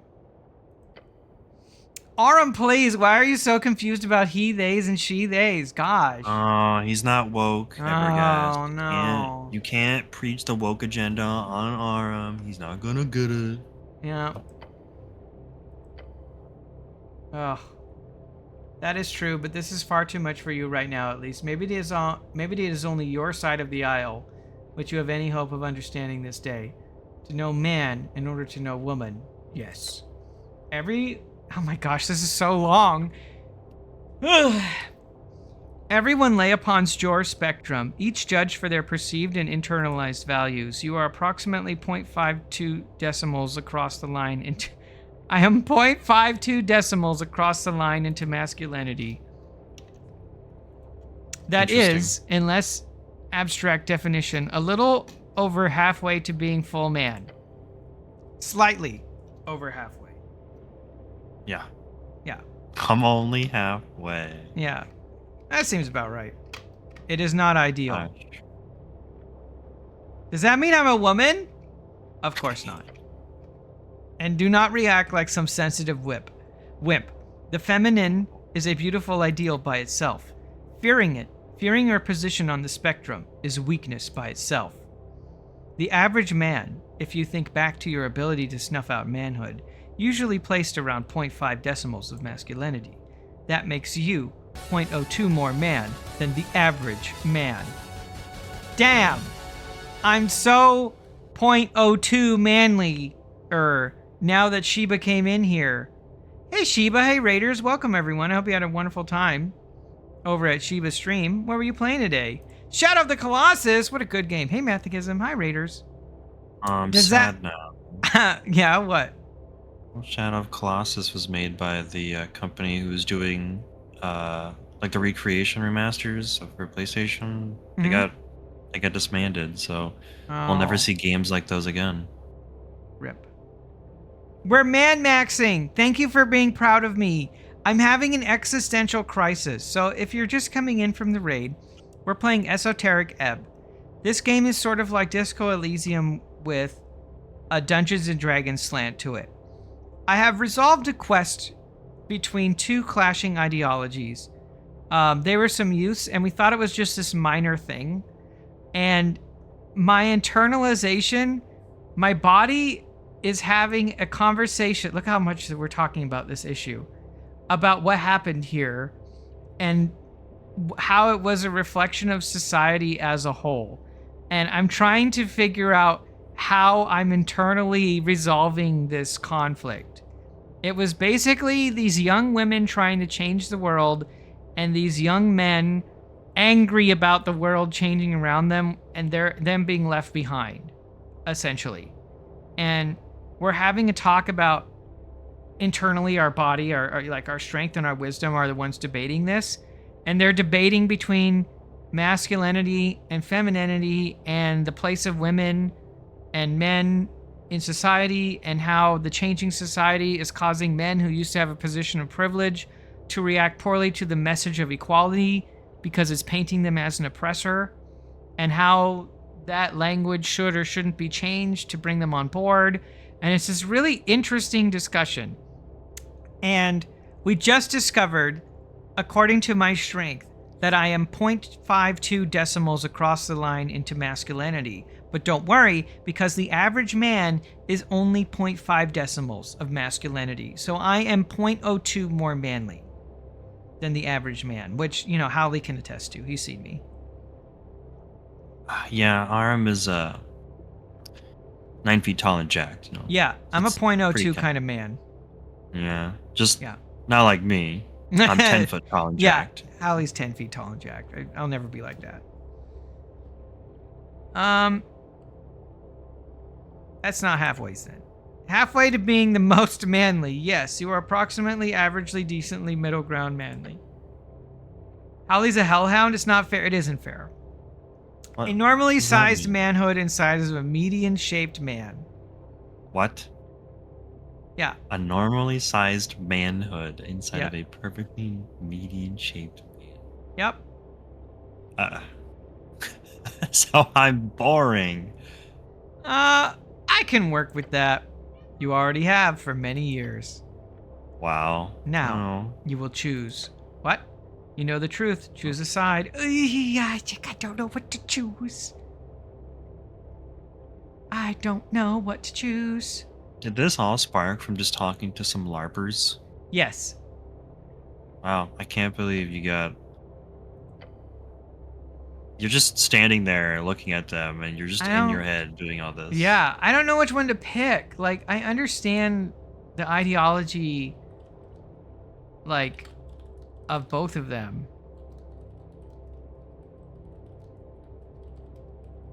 Well, then you better pick. Well, I don't know which one to pick. Well, it's up...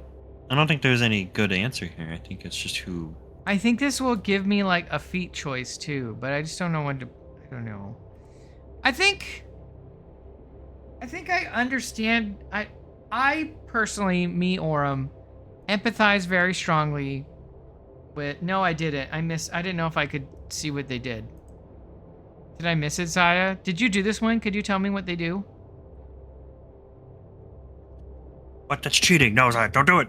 Don't do No, it. you're supposed to be able to know. I think I missed it. Oh.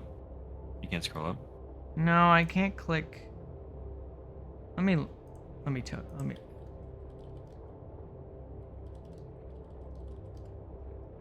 I don't think there's. Lady Fair gives you the advantage of talking to women.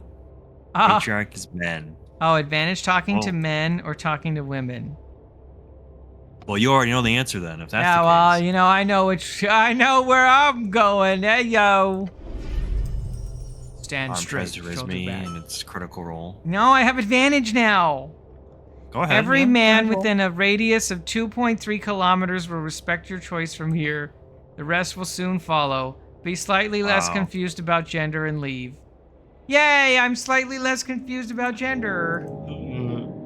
Man, all that intelligence and still... Well, that particular one didn't like involve my intelligence. No, it didn't. It involved your wisdom and strength, which Yeah. I guess that makes sense. Strength is more seen as the masculine side Yep. of things, and your wisdom could be more seen as the feminine Yeah. side of things. So. Oh, I leveled up. Plus 1 con.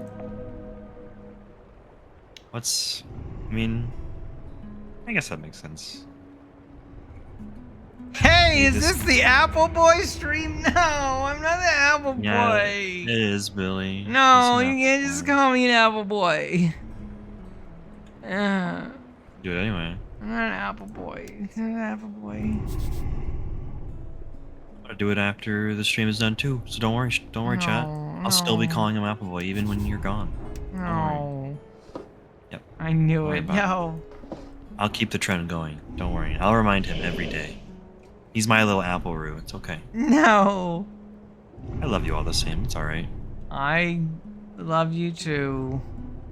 Just don't call me a little Apple Boy. I love my little apple boy. I love No. him. You approach a ball of feathers and wings and really, really sharp claws. A magnificent creature. Too bad he's clearly overfed. Oh, he's fat! What? Don't call him fat. This is a griffin. It is somewhat intelligent magical beast. The griffin is a famous magical beast of Old Dimenor. Terribly useful mounts, used by those with the funds to support their breeding and taming, most famously by the Sturm Riders. Simply cast Speak with Animals. That should lessen the pain of negotiation. Oh, okay. You see a pool of drool forming underneath the open beak of the beast. He wants apples. Oh wait, isn't that... There's an entrance to the warehouse on the other side of the roof. If you want to get inside, you're gonna have to get past this bad boy. Feed him an apple. Yeah, that's true, Zaya. Yeah, go ahead and try to reason with him. Yeah, do it. Yeah. I'm so good at my dice rolls. You have a -6 to that? How does one wake Oh. a sleepy country creature? You hug it. No, do not. You don't hug it. hug You hug it. No, don't. No. No. Not immediately, no. The answer is simple. You sing. Clear your throat excitedly. Cleric? The goblin hisses at you and points at the claws. Sharp! A little lullaby will do. Oh, little birdie, spread your wings. Don't be afraid of the deep, dark things, crawling and creeping and being so bad. Everybody wants you to not be sad.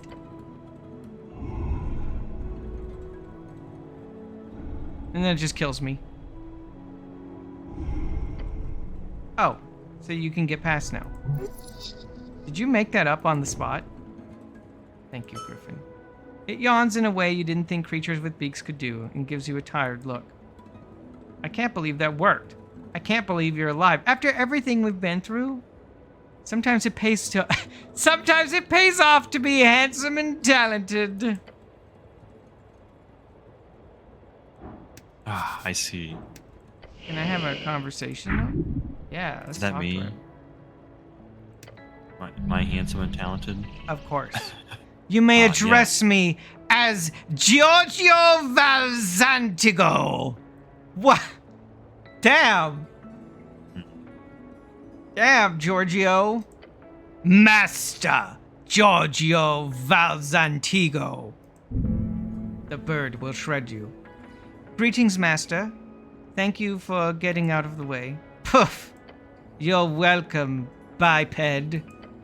Now I am in a good mood after my nap. Go ahead. Ask me whatever inane questions you might have.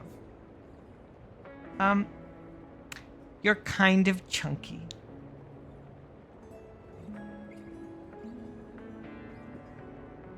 Should I tell him he's fat? What? It's one of the Kinda options. What? It's kind of chunky. That's not fat. You're kind I of would not. chunky. No. Fed well, yes. Thank you.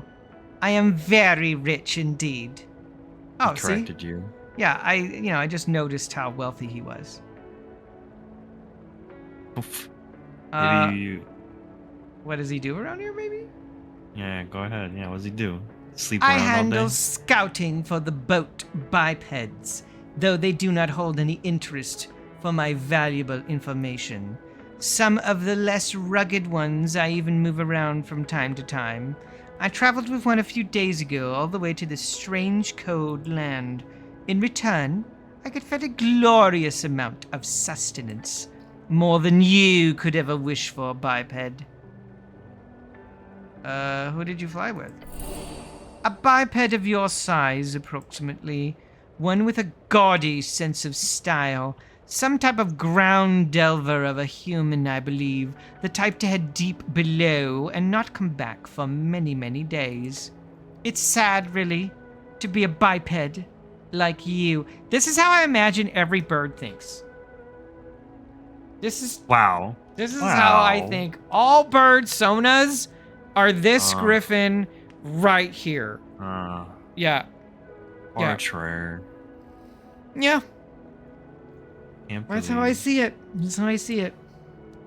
We could find its Would owner you still below. love then. me if I was a If you were a bird and you had like fingernails growing out of your face. Ugh. Ugh. Okay, well, to kiss you, but can we hug passionately? I don't know, man. I have to dodge that beak every time I go in. No. I have no owners, you foolish thing. You need to wrap your mind around a superior being, not needing to slave away all day. Learn from me. That would do you good. Okay. What a lovely creature. Did you sleep well, Giorgio? Until you showed up, yes. Oh. Oh. Oh, you didn't like that. No, I had a dream where I kept smacking bipeds like you around. It was wonderful. Okay, thanks, buddy. What did it sound like to you when I was talking to him, Snow? You've essentially been squawking for a while now. I would have laughed if the noises coming from the griffin didn't scare the shit out of me. It sounded like you'd be gutted any second. Oh, well, we came to an understanding, I think. Okay. Dusk of day 1. When do I have to go to bed, Zaya? Will it tell me? It's bedtime now. Is it bedtime now? I don't know. I assume the day tells you it's... The bottom right tells you the time of the day. Yeah, it's 1900. It's like When's close the last to time bedtime. you slept? I haven't slept yet. But it's only day Oh. 1. Ooh, ginger drink. What's that do? Grants a minor constitution increase for a week. For a whole week? That's the whole Week. game. Wait, so I just have this for the whole game?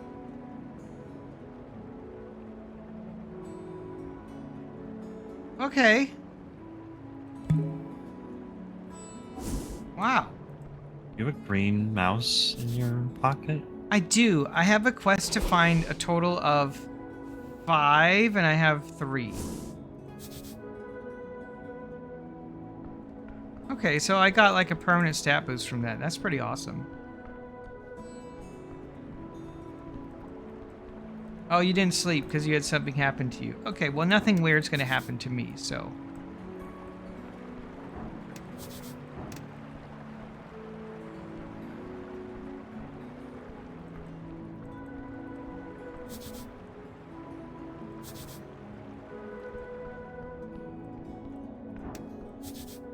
Office of Snurn Appledent.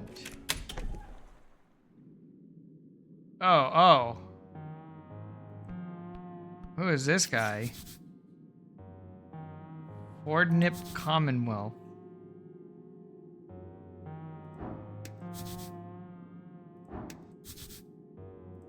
Money. Books. Don't mind me while I wander through here. You see a collection of books from the philosophy canon, none of which you are really able to understand. Next to them, a line of famous political books. Okay, why don't we leave? We'll start with The Dark Book of Shadow by the Shadow Lord. You pick up the black-covered tome. A faint tingle goes through your gloved hands. That's the most evil book I've ever seen. How'd they even get the cover to be that black? It's like a void. Thicken graphene. That is how they create the darkness on the cover. A memory lingers in this tome. If you open it, you shall recall. Ooh. So this was like a chime, I guess, because my int is so high. The text is not dangerous. The pages show but a holy scripture of the Shadow Lord's lost religion, one of eternal servitude and the search for life in death. What is the Shadow Lord? An early walking god of the divine era, known for his legion of death knights and the grasp they held over old Dimenor for close to a century. His city, Savalny, still stands today and is where the remaining shadow clerics gather. Oh, it's a religion for you, Howie.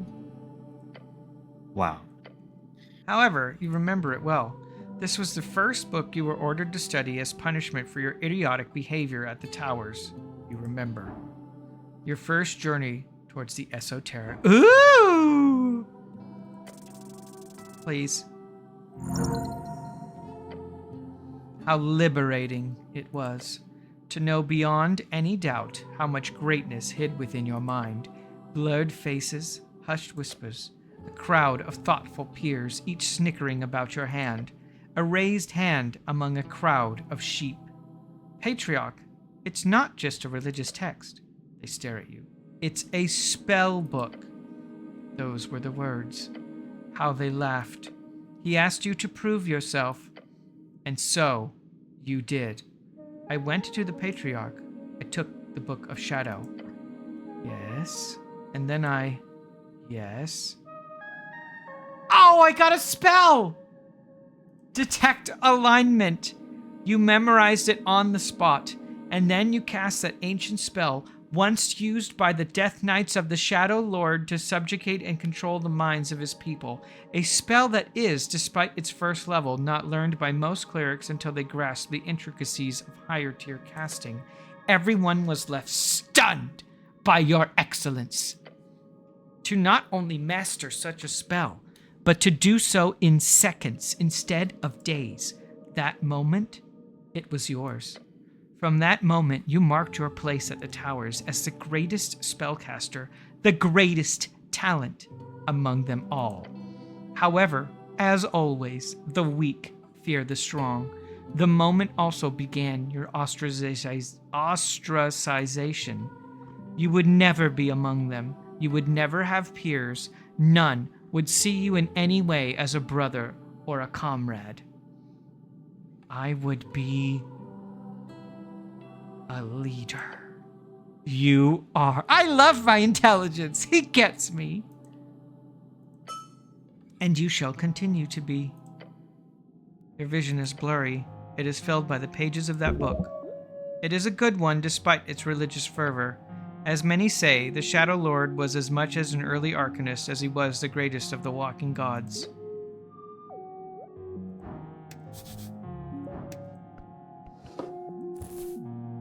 What's a dream patch? Recover 3rd level spell slots. Dang. Can you upgrade your goblin at all, or is he just... I don't think Snell is a permanent companion because I saw a quest earlier where it suggested I come back without him. Oh. So probably I want to lose him at some point. Can you just tell him to, like, go away? No, he won't until we figure out what's going on with the tea shop. Oh. Take a step into the cramped office, standing in front of a sleeping halfling. This is a scholar? Curse the gods. Go investigate his book collection before waking. Oh, okay. Well, let's look up to see if there's anything else. Blind Manifesto. The Folk. Blind Manifesto. The book. The book! Always listen to your hungry stomach, it says with the big ugly letters on the first page. Oh. You should listen to the book and the stomach. What a wonderful manual. Same as always, the book begins with a tirade about property ownership. Then on the 5th page, you find a diagram showing how to ritualistically summon a demon. Demons are chaotic evil fiends. They are mostly bloodthirsty monsters and rage-crazed barbarians fallen out of High Z. But some of their more civilized spawn do reign in the cities and realms surrounding the Endless Maw. Anyone you know, Hallie? Oh, I know a few, yeah. Hallie, in the circle of Dungeons and Dragons lore, and I guess Esoteric Ebb, would you fall on the side of devils or demons? Devil. Oh, okay. You're more lawful. Yeah, like the follow rules. Okay. I think hellhounds are just genuinely more of like an obedient kind of creature anyway. I mean, they literally, like, Yeah. assumably serve a master or some sort of... Uh-huh. Yeah, we know what side you're on, Possum. Okay. Good to know. It is incorrect, however, on purpose, supposedly. The purpose is metaphorical criticism of authoritarian governments. The rest is a series of extreme essays on the topics of hedonism, redirection of statehood, free association, maximizing sensation, direct democracy, and reciprocal exchange. A good bad dog. A Giga Chud! Aw, you're my little devil chud. Yeah, you're my little apple chud. And I'm your little apple boy. Oh boy. Yeah, my little apple chud. Aww. A chudlet. Thank you. No. Made illegal in many cities after its release, this rambling text has survived. It is the thing that makes you feel good. The text of truth. Look at the chapter on free love. You flip to pages 52 and you remember it well. It has pictures! Tiny scribbling, something akin to stick figures, positioned in various and wrapped unities. You remember the... Oh, it's the section on sex. The guide on how to make ultimate sensations of flesh. Close the book. Reading filth like this will only darken your mind. Okay. I feel like I got what I needed.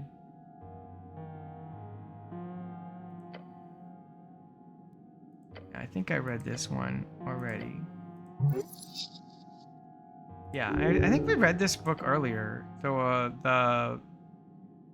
the Memorize of a Statesman. I thought we read that in Viskin's shop. Yeah, Evergas. The recent use of words like chudlet are a psyop to make chuds feel less bad about being called a chud. Well, a full-on chud should still feel bad about being a chud. When you're a chudlet, you're only a little bit of a chud. Such a fat fucking chud. Yeah. Alright. I've read the books.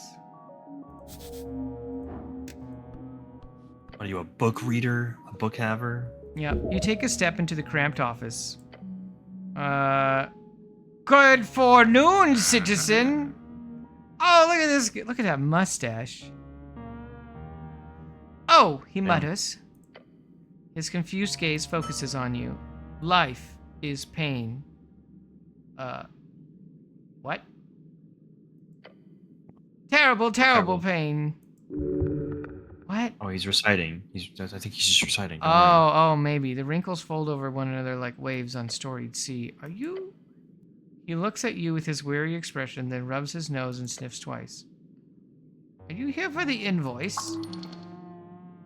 A quick glance to Snell. His words come out like a stilted halfling F. Kick the chair. Ah! He grips the armrest. That was slightly unnecessary, Snell tells you. Stop this kicking! All done. Smile despite the fact that no one can see you smile. I'm not dead yet, damn you. Hold on. I've already paid that invoice. You're here for something else. He leans in facing Snell. I hope Queen Goblin has no quarrel with this old scholar. Nah, we're here on city business. I'm exploring random buildings and yours was unlocked. That's not, So you are a trespasser of benevolent intent? I guess that's not too far off. Curiosity is absolutely vital for keeping an old brain in motion, so I commend you, cleric. And you as well, my goblin friend. Can I get either of you some fucking water, or... He weirds... yeah, I don't know. He weirds... Is this guy okay? I don't think so. He wields swear words like coastal winds. No, thank you. You're Scholar Appledon, right? Me? Yes. I am Snur Appledon, Scholar of Fordnip University in dedicated service to the progress of Ys. Short for the Alignment Intent Studies. It's a very specialized field that studies on the esoteric effect of alignment. Oh, okay. What do you do? Many things. Primarily, my expertise lands on the topic of alignment and its historical and contemporary applications. Some bullshit, I tell you. These days, I mostly deal with other forms of study. Specifically, I run this offer here on experimental technique of psychoanalysis. Oh, I heard about that before. Yeah, a controversial and modern form of mind healing. Ugh. Yes, he's a scholar of Cividix, the modern psychoanalyst. Modern psychoanalysis is an offshoot of his methods. The Cividix method? Oh, you read A Wonder of the Clerical Trade. Method? Yeah, no! It is a form of mind healing, as they call it. I'll be one to call it support instead. It's essentially the idea that the mental present is shaped by the mental past, and that through dialogue, our unreleased, unconscious ghosts can be vanquished. Can't you just cast a healing spell? If only. The mind is sadly a bit more complicated than that, to the point where even the great arcanist could not make a proper mind healing spell. So this technique makes up for that. A Reedsian friend of mine once told me this joke, and I apologize if it's a bit too vulgar for your taste, but... This is for you, chat. Right. A cleric, an arcanist, and a rogue delve into the lair of a succubus. The fiend defeats all three men, throwing them in her dungeon. But she grows to fancy them, so she offers them a choice. For each man who can successfully satisfy her, she will let that man go. Otherwise, she ends them, so to say. Oh. This is going to be a long tale. You actually haven't heard this one. Not alone. So, the three adventurers debate in which order to go. Eventually, the rogue and the arcanist decide that the cleric should go first, as he is a virgin and the least likely to increase her standards. Oh my gosh! Oh my gosh. Your goblin companion rubs his eyes as he's listening to the joke. The cleric, being divine and so on, prays to his god and goes to the fiend's bedchamber. He comes out 10 minutes later, completely unharmed, and gives a thumbs up to his two friends, who are, of course, both feel a great sense of relief. The arcanist goes in next, confident and arrogant. If the cleric could do it, the fiend must be easy. Within minutes, his bones roll out of the bedchamber entrance, the man having been incinerated by the hellish flames. The rogue is horrified, but realizes obviously the arcanist overestimated his abilities, so he carefully enters the bedchamber, ready to put every ounce of effort into it. Less than a minute later, screams erupt from the bedchamber and the rogue's lifeless corpse falls out of the entrance. The cleric prays for the souls of his comrade and gathers their remains for burial. The succubus steps out, smoking a cigarette. She tells the cleric, your friends were truly terrible. They were just fumbling about down there. At least you managed to touch it a little." To which the cleric responds, "You are truly an awful creature, and I will pray for your presence to be exorcised from this plane of existence every day until the day I die." Then, before he walks away, the cleric also adds, "Oh, but I did heal that horrible wound you had between your legs. Hopefully that makes you less evil in the future." The goblin lets out a sigh of gust through his nose. Wait, what? What? Did he mend? Did he cast mend? Mend? He bend butt crack. Mend butt crack, but in reverse? Because he's a Mend, virgin and he didn't know? Did he cast mend vagina on the succubus? Oh. Is that what's being implied here? I have permanently closed your front door. Enjoy. It's because he's never seen one. Yeah, I get it. The halfling chortles loudly. My kind of humor, you might say. In short, you can view the succubus as an evil in the world, which religious fervor would pray to repair. However, such reparation could often lead to a not-so-optimal path. Or, most simply, you could say it's a basic allegory for alignment. The cleric meant well for all of his intents, but his action cost the lives of both of his comrades. Is that evil or good? Either way, psychoanalysis, yes, that's what we were talking about. It's about your feelings, thoughts, and memories, choices you've made, the things that happen to you. They can bog you down, so to say, and the goal in my clinical practice is to root out my patient's mind and help them make them aware of repressed negative baggage. Sounds like removing a curse of the mind, in a metaphorical sense. But it's not the only thing I work here. I am currently exploring the dream of animus. Oh, boy. That's something to do with masculinity and femininity. No, gender's too complicated for my character. A dream of man and woman. You don't understand. You dream about men and women? Sometimes. But the dream is just a concept of understanding gender ideologies. Beyond that, I focus a lot on my own verified theories. He slaps his knee and grins. The folk spirit. Have you heard about it? It's something he made up. Doesn't mean it's not correct, though. No. Understandable, it's not published yet. The folk spirit is the working title for my new thesis. Most of it, if you excuse my ignorance, is fucking bullshit. But, in short, it is about how each folk shares a number of core communal archetypes or myths. I have traveled around the coast to collect as... Oh my gosh, I need some water. I'll be right back. I need water. I need to hydrate.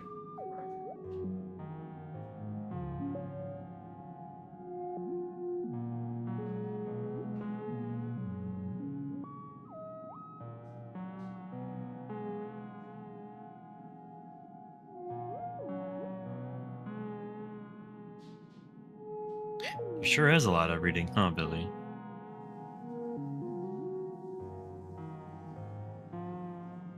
Sometimes you want to folk a guy, sometimes you want to folk a girl. Folk spirit. Yeah, indignant?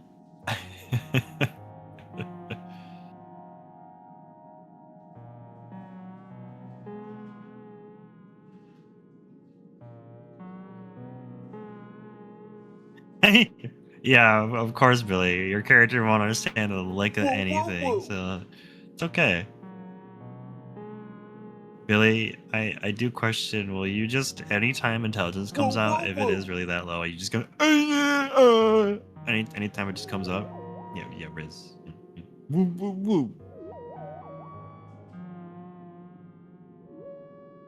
Well, obviously.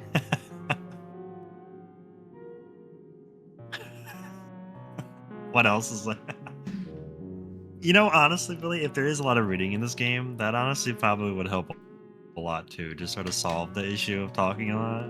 If you just kind of. Is that what I should do for my strength? Because my strength is the minimum. I mean, strength isn't technically stupid. I think strength is just kind of like weak and like frail. So like having a frail voice for strength. Would Just make do more sense. Chad grunts. Chud. I read that as chud grunts, but no.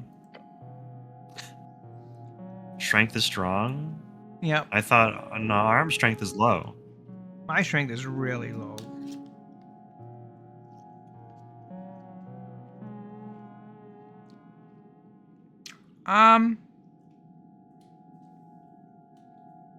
Can you give me some mind healing?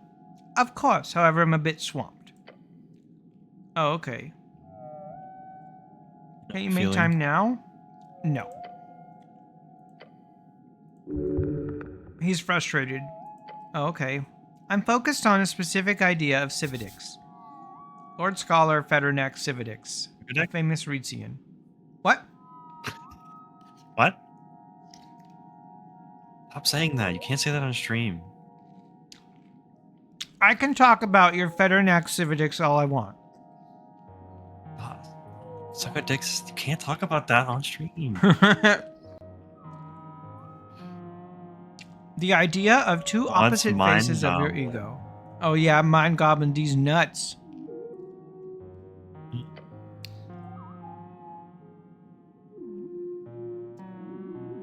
Sorry, so he's focusing on a specific idea of Cividix. The idea of two opposite faces of your ego, the masculine and the feminine. Is he going to keep talking no matter what I do? Oh, yes. Is he related to Zaphod Beeblebrex? Yes. You see, there is a work called the Book of the Mind. It is, in my opinion, Cividix's Now I can't say Cividix without laughing. Masterpiece in a figured... Stop! It's like casting a spell. Yeah. Suck a dicks! Is it a secret book hidden in some deep dungeon? Oh no, I own several copies. There is a rare edition of the book which contains a rumored so-called final foreword from Cividix himself. In this foreword, he apparently reveals a revelation about his categorization of the psyche, specifically on the topic of gender. It might be nothing, but it would be highly interesting to get my grubby hands on it. He leans in and whispers, and more importantly, it would bring me great pleasure to know how much Cividix would be spinning in whatever Thazenian mass grave he's buried in, if he knew a halfling like myself was the pioneering in his footsteps. Ho ho ho ho! Okay. You want to develop his ideas further? That's the idea! For Tozu Fox to come in here for 49 months. Hey, Tozu. Thank you for the 49. How are you? Snare leans back in his chair. His final 6th edition book. It was only printed in 10 copies. The publisher then hiked up the price in order to sell it. Those collectors have then spent the last 3 decades using those copies as a form of investment, making sure to keep the content of that forward tightly guarded secret. How terrible. Nothing is ever free, even if it is free. So you want me to find one? He nods. I drank a bit too much the other night, and in my desperation, I paid a diviner to cast Locate Object for me. That's so funny! Oh, what class are you playing, Tozu?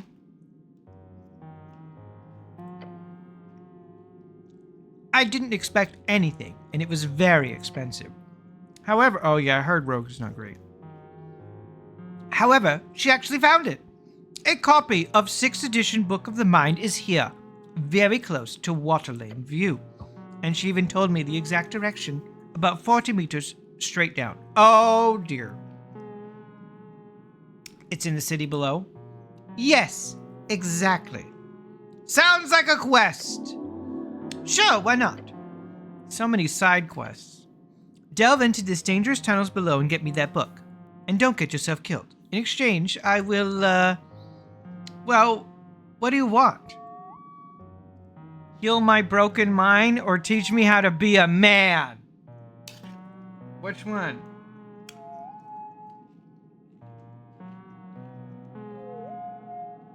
Yeah, it could be in the blob.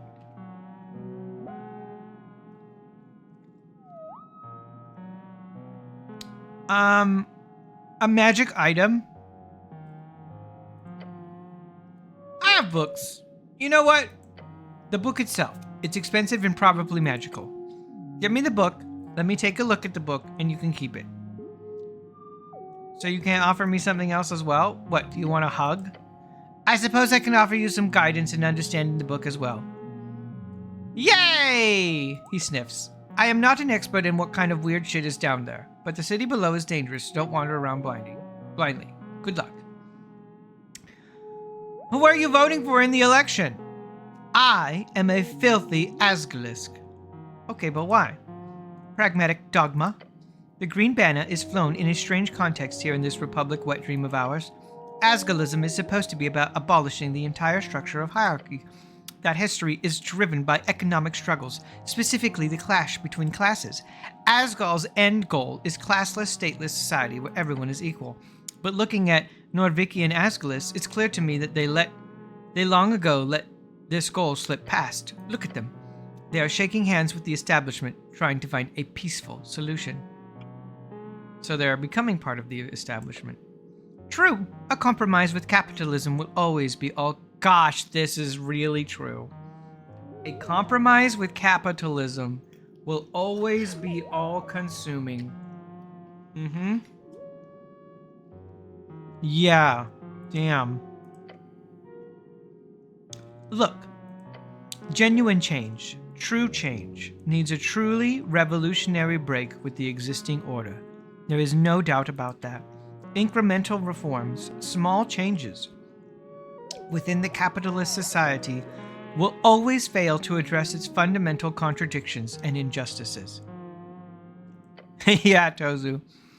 In my time in the Reeds made that clear to me. But always be wary of simplistic utopian visions. It is a path covered in corpses that leads such blind idealism. So I will vote for this social democratic compromise, this handshake with capital. Then I'll go home and piss myself and die, dreaming the next generation will have the answers I do not. Well. It's a little dramatic.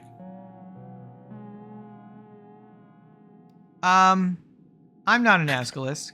Lucky bastard. Workers unite and unionization and guild power is all well and good until it gets too loud. Make a bit too much noise, and the true powers quickly and efficiently drop this illusionary mask, this facade, this esoteric spell that tricks us into thinking they care, or that they are in any way folklorian. So what about you, cleric? If not Asgalisk, what are you voting for? I'm voting for me! I'm voting for the new God Wizard King, Emperor of Norvik. Oh, who is that? I did not see that dude on the card. Me, of course! Oh. What are your qualifications? Come on, sell it to me. Why should you be the king? Do it. Show him your intellect. Now, for something else before I start ranting about the suffrages movement. Your companion glares at you. No, please, I really want to know what you think about the suffragettes. The halfling wags a finger at you. You're a brave man, cleric. Thanks, and then we get him. Stop doing that. He can't even see me wink. Oh no, he's actually doing it. Oh no. I'm sorry, chat. I didn't know he would call my bluff. I didn't know he would call my bluff. Well, I'm not. he's a smart man. No, He's a smart man. I didn't know he was gonna call my bluff. I can't believe you tried. Oh, I thought I'd win here. No. Ugh. Your big brain, and still. Yep. When the first talks of an election began, it was the late Arcane Era, about 30 years ago. In those days, the suffragettes were mostly dwarven women. They had the backing of a few hardcore universal Asgalisk sects that remained since the Great Project concluded. But when Earth died, talks of an election grew loud. The dwarven women had a hard time getting through, both because of the less progressive Asgalisk and, of course, the traditional cultural practices of the Earth folk. So the movement didn't kick into gear properly until, of course, human women decided to join. Oh boy, those are scary. Tell me about it. Mind you, this was after almost 2 decades of dwarven women pushing for universal suffrage. Within just a few years, with the voice of angry, rich human women yelling and writing and protesting, the palace patriarchy gave in. That's the history lesson. But here's the part I'm fucking furious over. Those rich human women, do you know what happened to them? I'll tell you, many of them today are fascists. Can you imagine? They run an incredible campaign in order to get the right to vote, to break their chains of oppression, piss off the tyrannical men, smash the patriarchy, and so on, all to throw in their lot with the very same traditionalist ideology. And the ideology that clearly wants to, well, of course, also just not have any voting going on at all, but specifically not allow women to vote. Why would they do that? I asked the same. A part of me thinks it has to do with some type of opportunism. These are women whose time in the spotlight ended once they won the right to vote. Suddenly their entire platform of activism disappeared overnight. But still, why nationalists? Perhaps there is some, if you don't mind me speculating wildly, some type of perverse psychosexual thing at play here. Or it is simply a question of class. It probably is. Probably. They are mostly a group of rich people, and that would logically supersede their identity as women. If the rich human position in society is threatened, they have more to lose as rich than they do as women. It's a complex topic, and I don't have the fucking time to think about it, even though I want to desperately figure it out. But that is just something I'm fascinated by, you know. The halfling rants about things he is trying to understand. He's able to capture his audience that way clearly. His points are somewhat close to coherent. I think I have had enough dialogue of this man. No, keep talking to him. He's so knowledgeable. Yeah. Wait. Why did you even come in here? I've completely forgotten the reasoning of coming. It was just a random door. He even told me, he was like, so you just walked in here randomly? And I said, yes.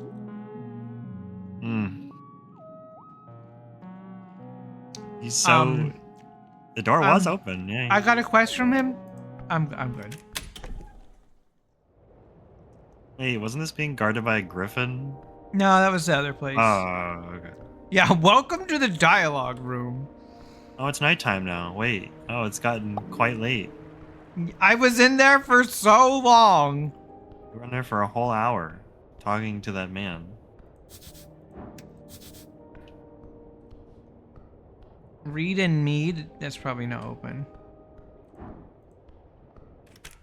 I never found out what love was. I'll find it, but another way. Oh, where am I? I have made 0 progress on my quest to figure out anything about the tea shop. I've successfully done nothing.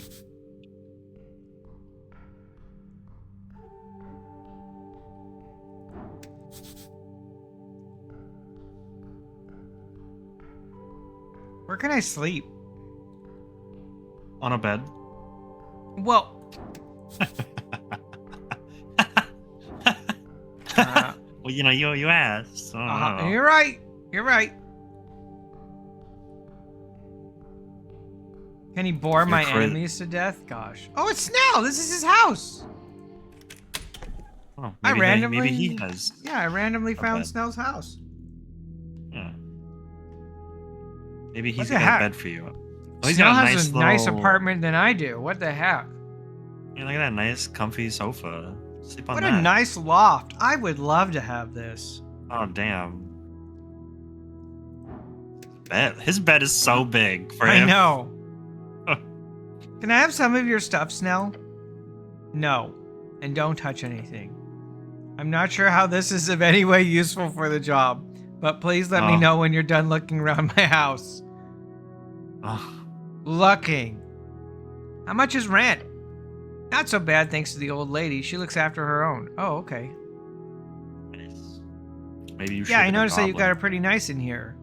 You know Mind there are goblin. Mind Goblin. The halfways get by real well thanks to Lady Sageleaf, but it didn't used to be that way, and most of the goblins have a really hard time getting by here. Most of the guilds won't exactly hire a goblin. That's illegal. I know, but it doesn't stop them. We're not human, so by default, on average, we're not trusted. Back in the day, there were apparently a bunch of programs meant to push us into the workforce. Anti-discrimination laws, goblin public work projects, but support for those ran out way before I was born. So most kids just fall into crime. Why is this game so real? This is, you know, I constantly read on the Reddit how do I input real struggles into my D&D? It's like this. This game did it so well. They can't do that either. In Norvik, it's illegal to be a criminal. That's arguably one of the dumbest things you ever said. You clearly haven't heard everything I've ever said. That is fortunately true. Imagine you're a goblin kid. You spend most of your day in the Warren with 20 others your age. There's barely any resources to actually teach you all the human stuff we're legally forced to be taught. If you're lucky... Legally. Yep.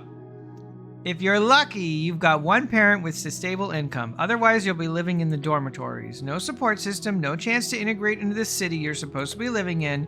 And if you're lucky, you'll get in a dangerous gig in the tunnels. If not, the only way to get enough money for food beyond the basic handouts is joining a syndicate. They recruit the young to keep you in the juvenile stockade if you get caught. Starting as an errand boy, ending up as whatever they need for their enterprise. Wow. Goblin life hard. Yeah, it really is. Then you bring home a heavy pouch of crowns for your mom and pops, and what are they going to do? Turn their little kid in, or accept the only major income the household's gotten in months? Arm's got a heavy pouch right now. Yeah. It's full of Fanta. Oh, again. Yeah. I'm drinking out of it as we play. You guys just Yep. can't see me. Mm-hmm. Weren't you a runner? Runner and a handler. It's complicated, but the Halfway Bridge tribe is classified as a syndicate. We run things in a similar sense to the Ishki. I guess this is the North Bridge tribe. Except we do things strictly by the book. We don't run drugs for one. We keep Waterlane free of smuggling. But most importantly, we keep the youth out of it. And we keep the other tribes at arm's length. Lady Sageleaf is a real draconian. They keep saying all this dragon language. She has to be a real dragon. Everyone, and I mean everyone, in our tribe gets a job and a good salary. We've tried pushing this method, our support system, onto the other tribes, but it's hard. It's not always popular. We're the small, annoying cultist tribe of Tolstad.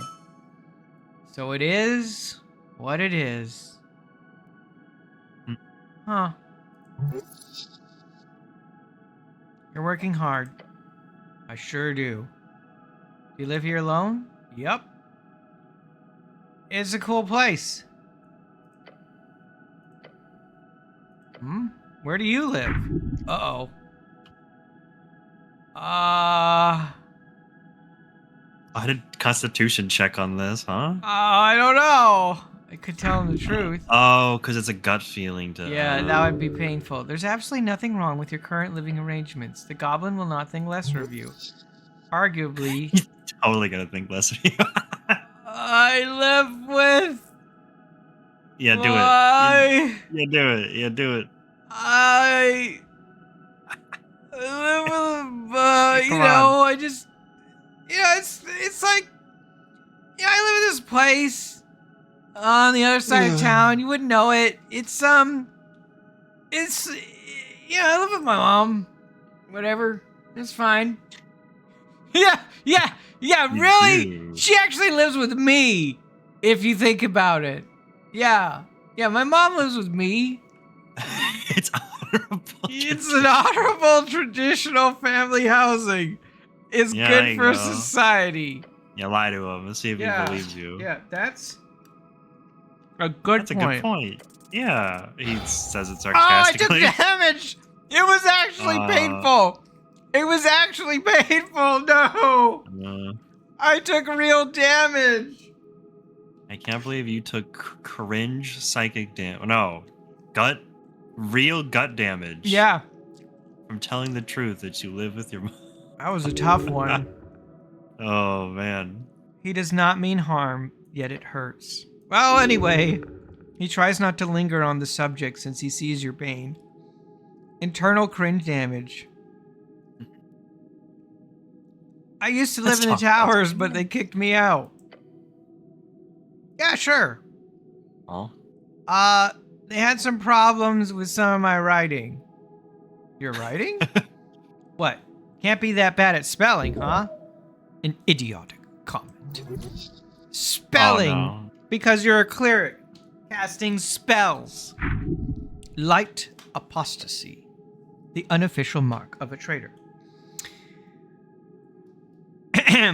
I got a new patriarch who didn't like me, and then when I presented an argument for a republic revolution without the influence of the free cities, they said it was a misuse of state resources, and they branded me with a minor case of dereliction. Really, it's all overblown, and Bjorn uses the same copper press all the time for a bunch of personal stuff, and he never gets in trouble over it, so it really just seems overblown, and yeah. I feel like if you click that, he's just gonna be like, yeah, anyway. Mm-hmm. Oh, Oh, he listens. interests, too. So they can just do Toss that? you out. Toss you out? Oh, I guess from his perspective, since he's a goblin, I guess it's... Yeah. It's tower politics. Yeah. And normal politics. Sounds like bullshit. But you're still employed as a cleric? Of course, this was just disciplinary action. They've been mad at me since, and I refuse to register as a member of the Party of Norvik. Interesting. So this whole thing is a sort of like a redemption run? Solving a mystery of the tea shop that exploded and so on? Oh.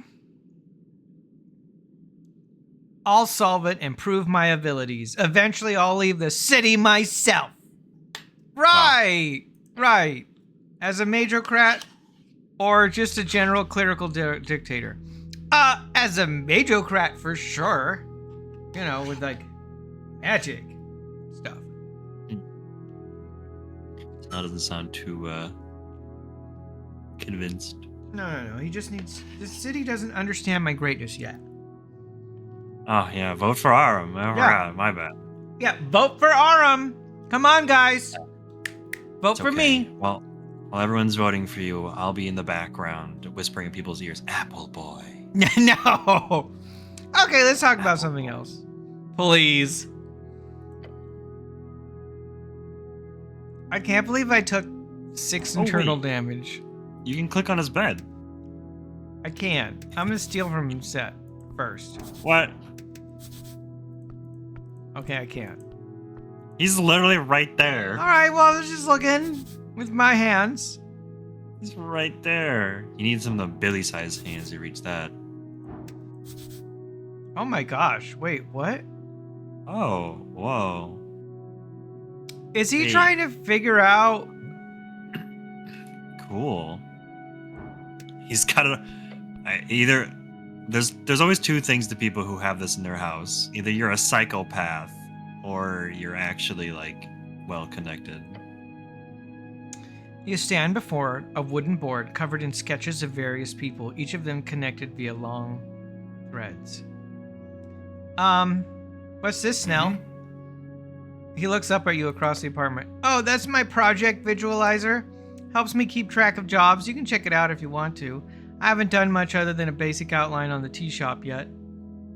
Oh. You're good, Snell. Thanks. It's what I do. Is he like an investigator? Yeah, he's like the problem solver for them. You see several faces you recognize and some you don't. And you see Lucifer getting up on there again for the third time tonight. Lucifer, young man! Hey! Get down! Get into the goon cave, Lucifer. Run! Run to the goon cave. Me. Yeah, get... Run to the goon cave. Run! He's trying to mantle my board game shelf, and I don't know why. He's never done that before. Yeah, cat crimes. A birdman with a black and white pattern, along with the note tea shop owner. A bulky merman with text rival. No, I'm ambitious. I think I met him. A stout-looking dwarf in a uniform with a hammer symbol in the corner. Patron. A stylish orc with a Free Strider heart symbol in the corner. Completely unaffiliated, suspicious. I bet that was Agent Vera. A pale man holding a skull. No motive. A human with a fancy beard and a fish symbol in the corner. Suppressing info. Beware. Then finally, look over at the central piece. The beautiful rendition of Lady Sageleaf herself. Her note reads, enemies, spies, city conspiracy.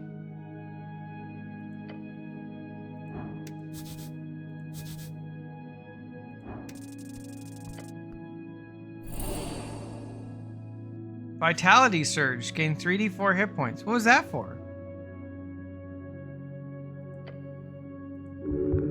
It's a half and half silk material. They're known to allow the sleeper to dream into the ethereal plane.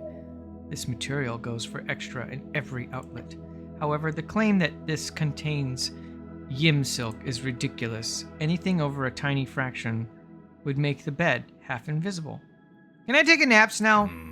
What? No! Do not even think about getting into my bed. Oh. You can join too! You can join too! Yeah. That's definitely worse. A buddy nap! A buddy nap! Even worse! He doesn't want to have a buddy nap with me. That's what I tell Aram. I'm like, let's have a buddy nap. But that's not how it goes. Usually he looks at me like he looks at Lucifer, and then he jumps on me like a feral beast, and then cuddle traps me, and then I have to... Yeah, that's how it works. I get like a spider. He like silks me up in the sheets, and I just kind of have to accept it. I'm lost. Maybe I don't need to rest.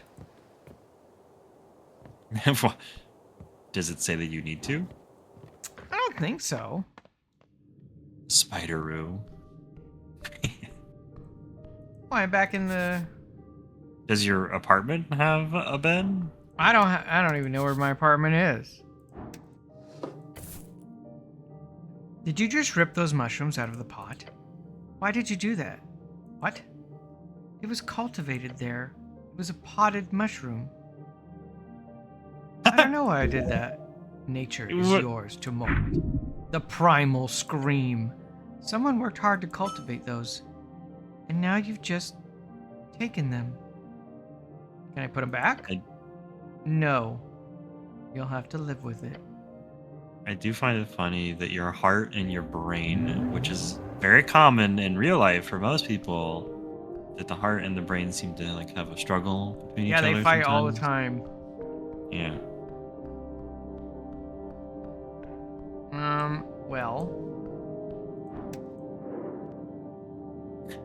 Dog's so funny. Damn, that is a jacked goblin. Yep.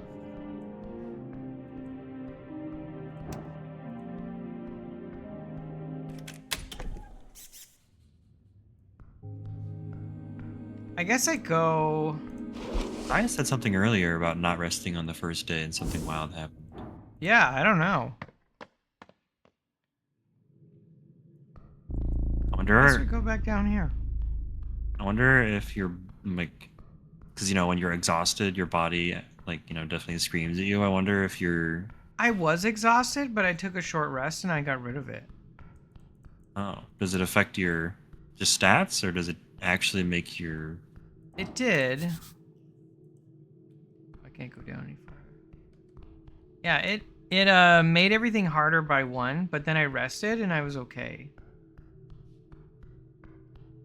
I don't think that's what Zaya meant though by not resting. Maybe something else might happen. Yeah, I mean that I don't have any offensive spells, and I feel like I need something before I go back into the monster cave. Is there like 2 levels of oh no, you just keep getting it just keeps different levels stacking, of yeah. exhaustion. Yeah. Isn't it 2 though if you haven't slept? Don't you just take like straight up 2? Every time you go without sleep, it like increases. Where am I? I thought I was going out of here. Now I'm somewhere else. Thought that was a creature, and I'm not gonna lie, I was like, wow, you just pit-pocketed a little creature. A calendar. It's out of date. Embedded upon this altar, you see a circular stone slab. Whoever has worked this survey site in the past has attempted to place it in its natural position. It reminds you of a copper calendar, but far, far older. This is a moon chart, left by the white mane barbarians of the Divine Era. The third of the 5 arrows, when the first gods were born out of mortal folk, and power began to entirely fall into their wonderful and fragile hands. It is not spinning, it has not spun for centuries, yet moving your hand closer you sense it, the faintest hum of esoteric power. It is still keeping time, even with its mechanism cracked. Oh. Decipher the current day. No. This is no use. It is broken. Oh. Yes, this is a useless piece of technology, if you feel it is unworthy of such a term. Okay. I bet you can try that and you can get something out of it if your intelligence is lower. Mine was too high and I brushed it aside. Is there like a guy in there?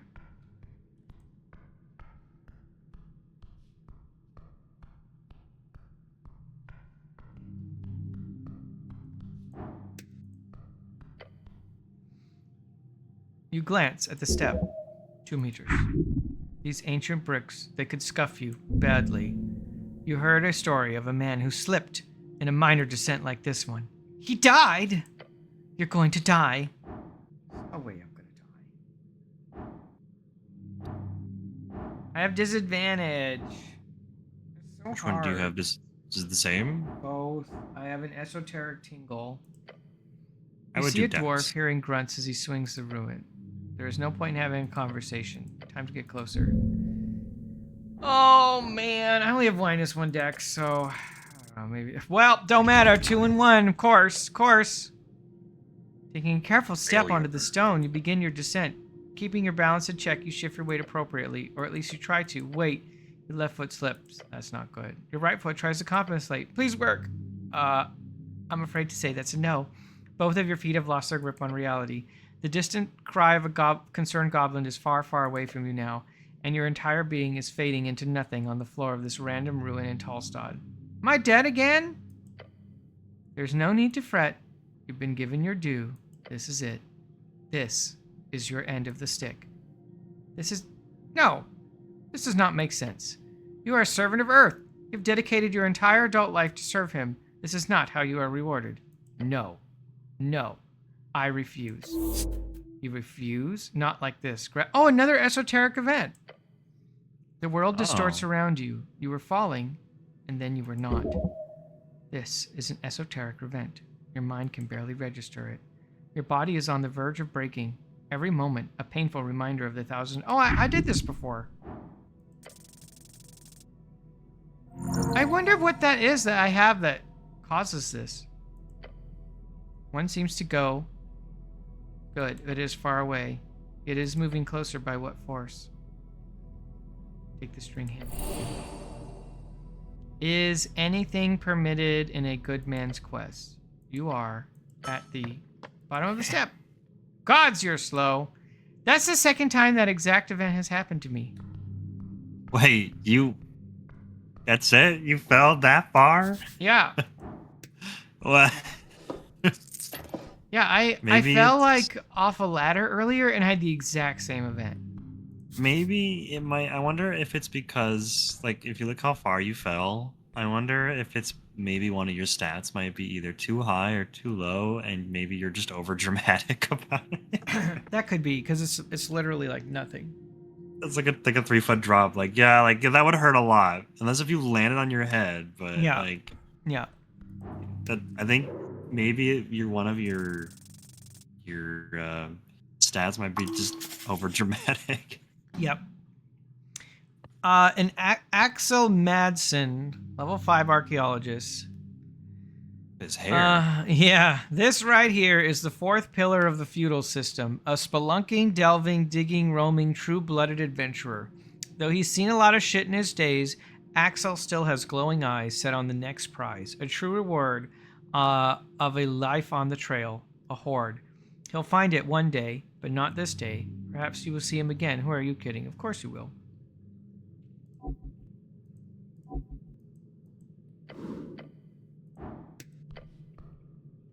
Beside the Barry statue, you see someone on a ledge.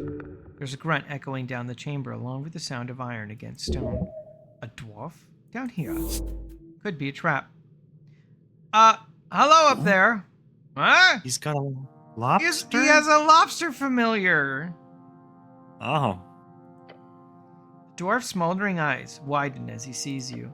Oh, look, Romulus! We have an official visiting. His lobster is named Romulus! Amazing. If that doesn't make us official, I don't know what will! Peeking out over the ledge, you spot an orange monster creeping out. Romulus it's a rust monster! Oh. Like rust a monster. silverfish? Yeah. The dwarf appears friendly with it. How strange. Is that a rust monster? Oh yes, very correct. But no worries. He's very kind when he's fed. Ominous. What are you doing here? Me? Oh, you know. A dwarf's got to have a hobby. He puts down his tools and strikes a pose. Let me introduce myself. I am Axel Madsen. A dark dwarf. Or as they prefer, underdwarf. Pleasure to meet you. You're a Norvikian cleric, I presume. Well, I'm more of an arcane spellcaster, really. So you're a wizard? Yes. Indubitably. The path of being a wizard is becoming even more familiar. Don't use that word. Oh, What? and you've got a goblin with you. You HWBT friend? Yeah, you're that dungeoneer looking for cats, right? More or less. Hope your lady wasn't too mad about my inquiry. I'd say annoyed is a better description, but it's fine. Just don't trespass anymore. Will do, or I won't. I mean, but should I correct you? I'm not a dungeoneer. I'm more of a... With a bright smile, he adjusts the collar on his uniform. Well, I'm what you'd call a historian with ambition. As he says it, the orange beast sends an echoing, hissing noise down the chamber. Exactly, Romulus. We're here on an expedition of grand proportions to find the legendary missing mine of Tulamon of Tulincarl. That was the cat people. Oh no, Tulincarl was the snail people. My mistake. The snail folk, the ancient builders of the city below. The snail folk. I figured you'd know of them. An ancient people of great esoteric might. Nothing compared to the Arcanists, of course, but still impressive for beasts of Jor. That sounds like a quest. Oh, indeed. But just to be clear, I'm not sharing the spoils just like that. So here's the deal. I'm in trouble. His pet makes a loud belching noise. Right? He rumbles and gives the monster a pat on the back. You want to help, friend? Help a stranger. That's how fools are robbed. I'll help if I get paid. Sure, I've got loot to share if that's the case. You see, there are 2 strange ruins in this section of the city below. White Mane ruins before the dwarves and humans, and even trolls. This place was ruled by cats. The theory goes the snails of Tulin had an esoteric mine not far from the Pillar of Jor. The mines of Tulaman, a place of thick veins with endlessly growing amber and platinum. But the walking god of the White Mane, for whatever reason, sealed it shut at some point, according to the legends. Sealed esoterically, probably, since we can't seem to locate it. Esoteric seals can be broken with the right knowledge. So there's an ancient snail folk, and then slightly less ancient cat folk who built cat stuff on top of snail stuff. Exactly! Layers upon layers. Like a corpse cake. A what? A corpse cake. You know, layers of dead civilizations on top of the other. I only like roux cake. Oh, well, it's live today. There's no problem with this site, but I'm almost finished here, and I'm unable to gain access to the second White Mane ruins because it's inside HWBT territory. Thank you, Holly. And they are very unwilling to allow a dwarf like me past. Your lovely goblin friends have hired a brutish bugbear. But you're a cleric and you can get access to their territory, then please head south. Oh, I gotta go into the southern part. What do you want me to do there? All I need you to do is tell me if you find a symbol of a sun or 2 blades. Either those, then report back to me. And if you're able to, and you have the time, wish I could do it myself, no offense. Okay, got it.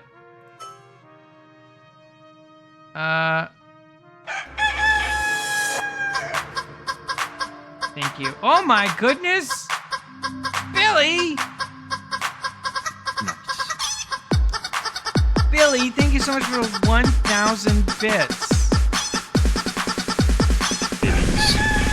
Oh my goodness, so much chicken. Holy crap. That's the thank first you. time I've never heard him complain about the chicken. Okay, well, when it's once in a blue moon and it's from Billy, I'll allow it. Billy, wow. Thank you so much. And thank you for my large posterior. Wow. Alright, let's get out of here. Thank you. Thank you again, Billy. Thank you, Holly. Alright, I made it to the top, and I got 5 experience for doing so. Is there a map, by chance? There's no map.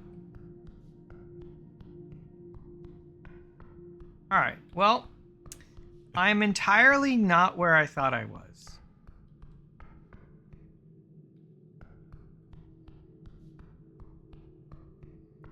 Can't go here. I went through here. I need to find...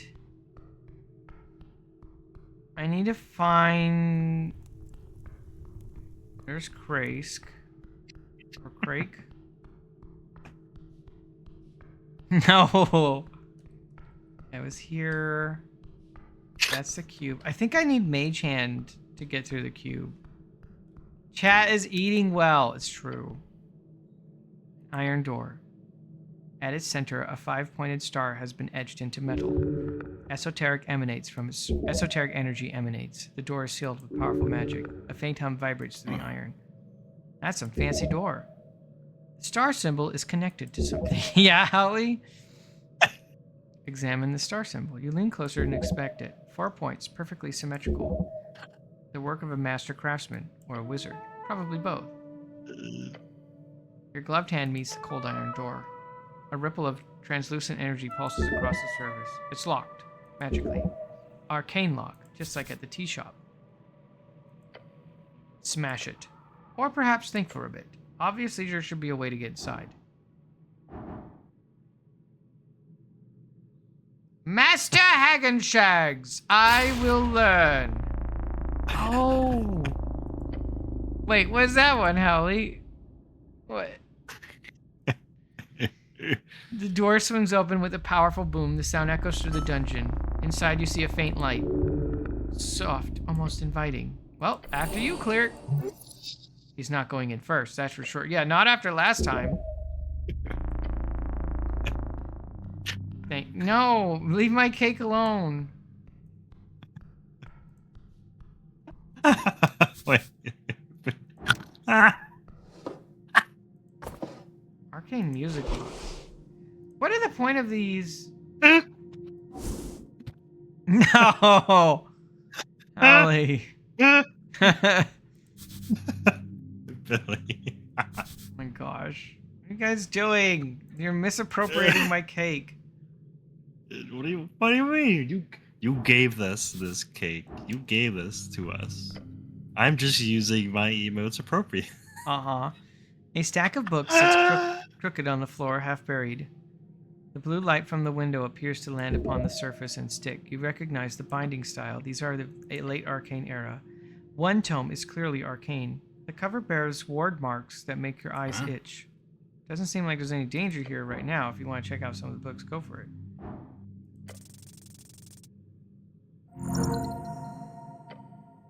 The wards recognize your competence. They part like curtains. Inside, you find a treatise on sensory magic, illusions.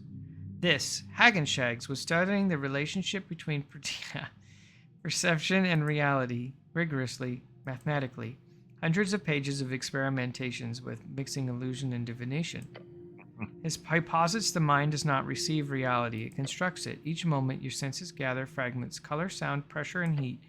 Then something deeper, something he calls the interpretive layer. Assemble those fragments into a coherent world. Oh my gosh, this game is so deep. And yeah, Holly? The question he asks, not so directly, what happens when you tamper with that layer? Not showing someone a fake image, not casting darkness over their eyes, rather reaching into the mechanism itself through esoteric means and adjusting the assembly. This does not appear too far-fetched.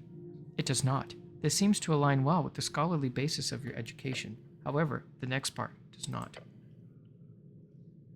The last half of this tome, throughout many trials, mostly performed on himself, you gather, this man who calls himself Hagenshags, he shows results pointing towards a measurable conduit within every string, one visible only through this altered layer. The bloom of Jor lies upon each caster, all channeled through the gates, invisible, hidden. Even the outer gods are blind. How else would the lich sustain himself? How else do the pockets both increase below and decrease above? Only I can see the truth. Only I can master the relic left by the relic left by Umbra Mixus. All I need is to locate it. The one word, one key to unlock a world of total dominance in the new era. All I need is power word ebb. They said it. At least it's not sucker dicks. It's not snow. It's not stuff. No, it's power word ebb. Madness. Power word sucker dicks. The type of madness only born from revealed truth. The wards sealed themselves behind you, satisfied perhaps that you treated their contents with respect. These books are not worth the headache. So I think I just discovered like something potentially game-changing, right? Power word ebb to see how like reality is being perceived. You're Not a just gonna mimic. Look at a man, and you're just gonna go, ebb. It does indeed say not a mimic. But does that mean it's not a mimic? Your intelligence is high. Figure it out. Yeah, I'll figure it out. No, I won't. You guys are gonna look so stupid looking at a chest that says You have no idea, but you should probably be careful. You notice a slight gap in the side of the sign. A gap in the wall. There's something behind it. Let me try again. I'll spend a shard.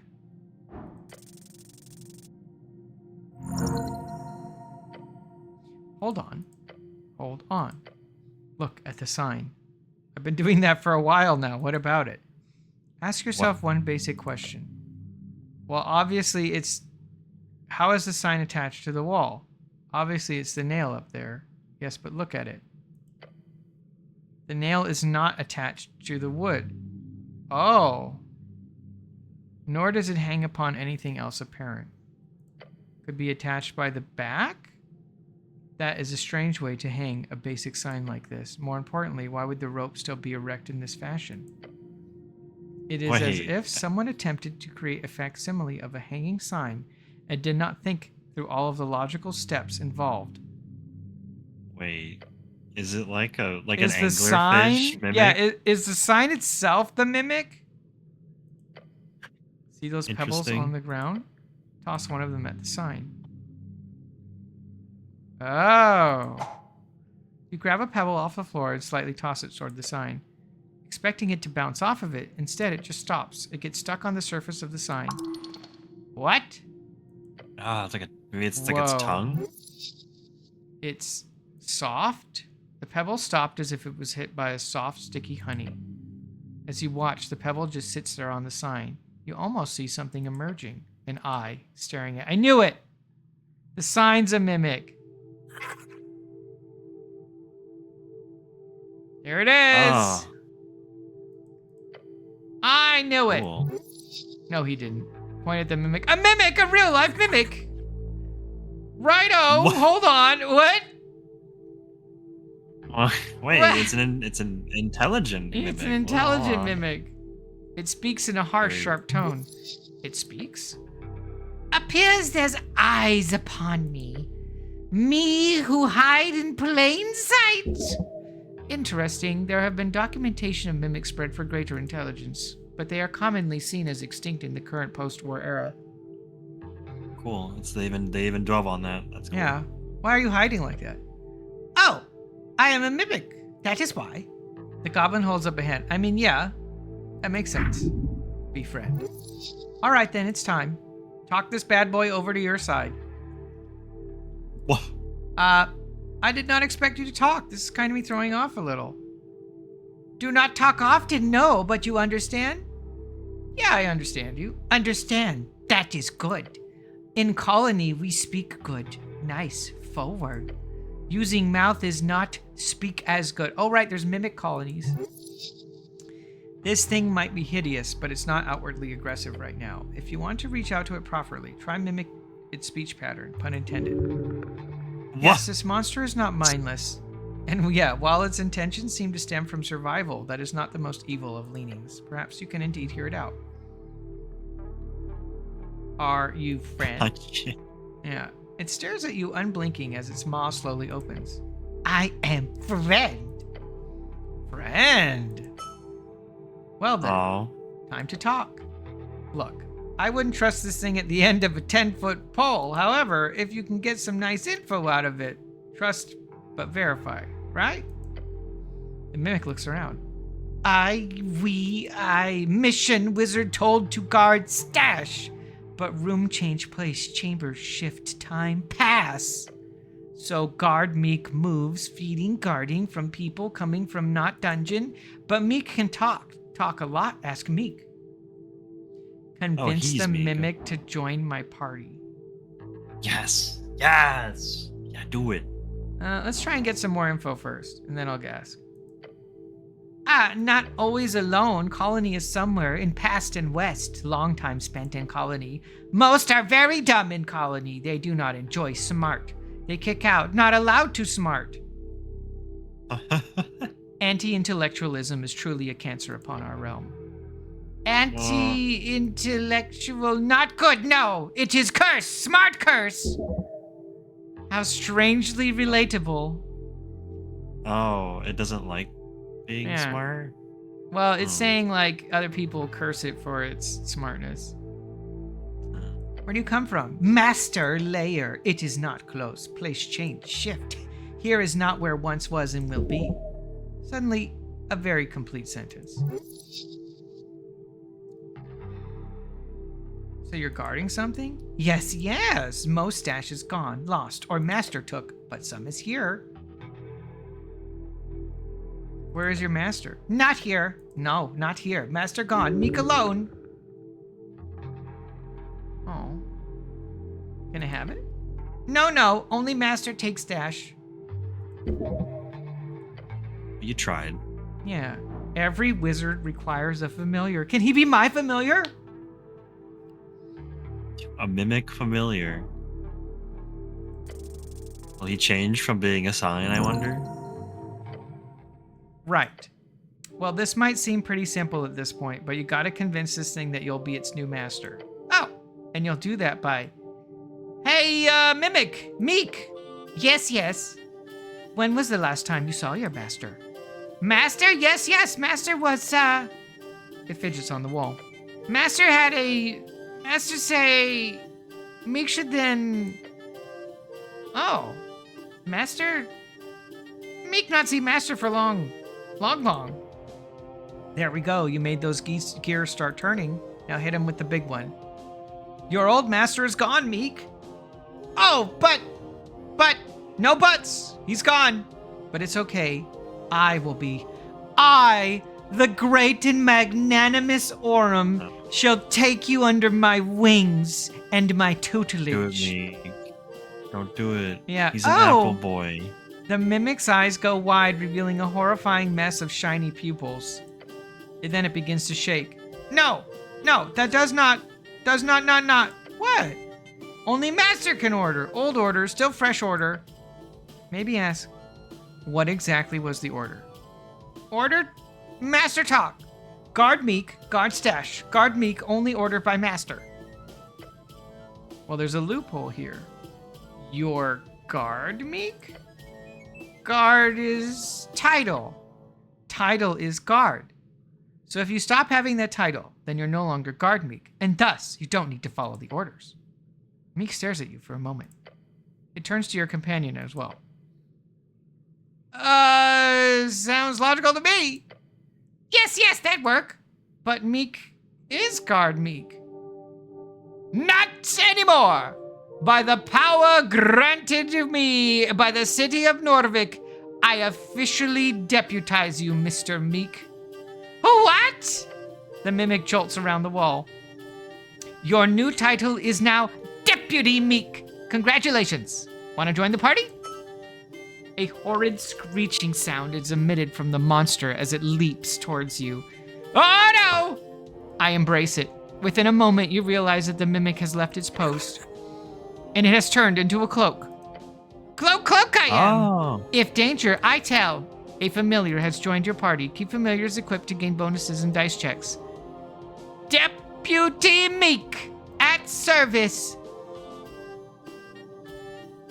What's the worst that could happen, Snell? It's useful to have him around. Yes, little guy. All right, sure, I'm sure it'll be fine. Let's keep a mimic around. Why not? Oh, It's intelligent. Like it's big. I don't know. Quick, My buddy Meek. Nab. Oh Oh yeah. my gosh. Oh, well, that's not great, but I'm sure that won't happen often. Yeah. Ahoy! This is what my old master used to say. Master don't like? No, it's cool. Ahoy! Ahoy hoy! You do enjoy being called master. Yes, a mimic is a strange familiar, but this one is not half bad. Yeah, that's all for now, Meek. Thank you. I love, right, Billy? And I love that wearing it transforms my cloak. It gets a mouth and an eye. Wait, does that mean his stash is free? I suppose that's true. Oh, it wait. does. Yeah, I Is can that now his say stash? I got knock. Oh.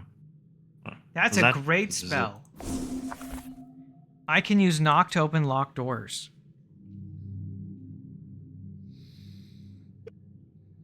That's pretty cool. That's pretty cool, I gotta say.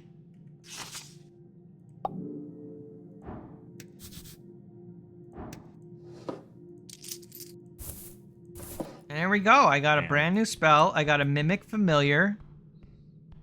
I gotta say, it's pretty good loot. Oh, a rat. And I got a rat. I need only one more rat, and I have found all rats. Stop picking up Sash. No. I'm gonna shake him next. I see. I think I'm still missing I think I still need to find Mage Hand in order to... Go. Yeah, to get the goo stuff. I'm missing one more rat, I think. It said 5, and I have 1, 2, 3, 4. I need one more rat. I don't know where else they would be around here. In a giant underground tunnel system. Yeah. Anyway.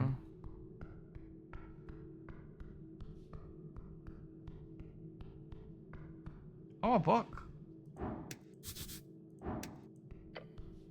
At the end of this hallway, in an alcove like any other, you see a book. It sits on a thin ledge. It does not have anything on the cover. No one would leave a book like this, not without being stolen very quickly. This is creepy. Agreed. Don't write your name in there or anything. Heard about a guy who found a book like this once, up in Muletown? On the cover it said famous people, and inside was just a list of, well, famous historical figures or whatever. So this guy thought it'd be funny to scribble his own name among them, and poof! He turned into feathers, like a big collection of pure black feathers started floating away in the wind down the river. It was all anyone could Not a ever talk death about for note. weeks. Oh, so he became famous. Oh. Got what he wanted. Sure did. Then the goblin frowns. I can't seem to remember the guy's name, though. Ominous. An esoteric curse, clearly. It's like a Death Note reference, kind of. Should I open the book or take the book?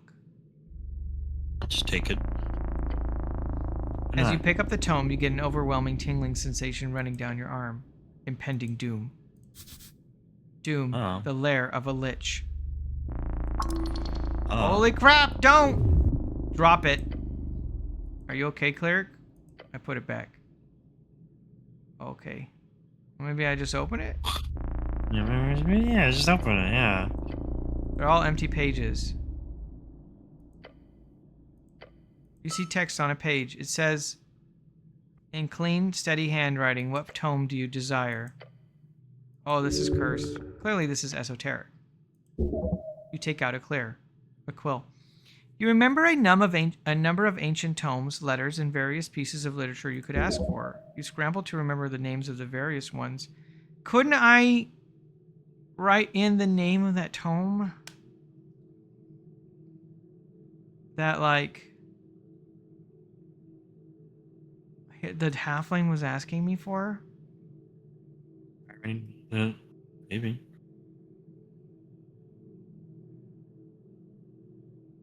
Try writing Norvikian chants. Okay.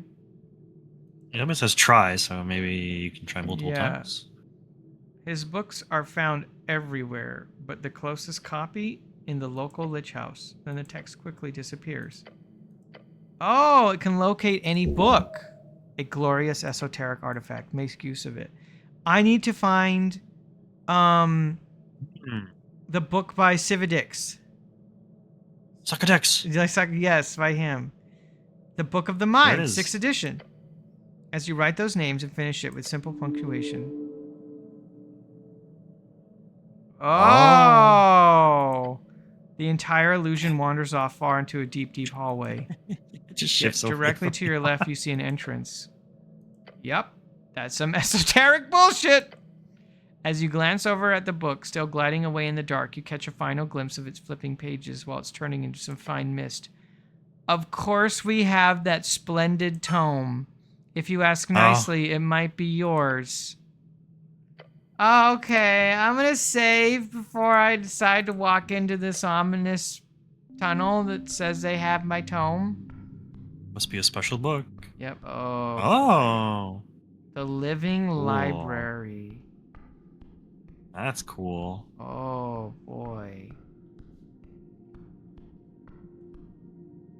I imagine it's the book you're looking for is not just on a shelf. I imagine it's. No, you probably have to, like... If you ask nicely. There it is. Looks like you're gonna have. That's cool. Among all the ancient tomes and scriptures, each holding a world of knowledge inside, the one you seek is right here on the ground. The tingling teal cover, golden pages, an esoteric gem upon the latch. It almost blinds you with radiance. It's large in both width and thickness, as well as in its content. Tome of hunger. You fear it. You crave it. I open the latch. Right away it says on the first page in big letters, Blood Property of House Hagenshags. Book of the Mind, Cividix 6th edition. Ah. Hagenshags, of course. It must be a century old. Won't you look at that? The book Appledent wanted. Quest complete. Or rather, he wants to see the sizable foreword taking up the first dozen pages of the book. The scholar will be glad once you deliver it.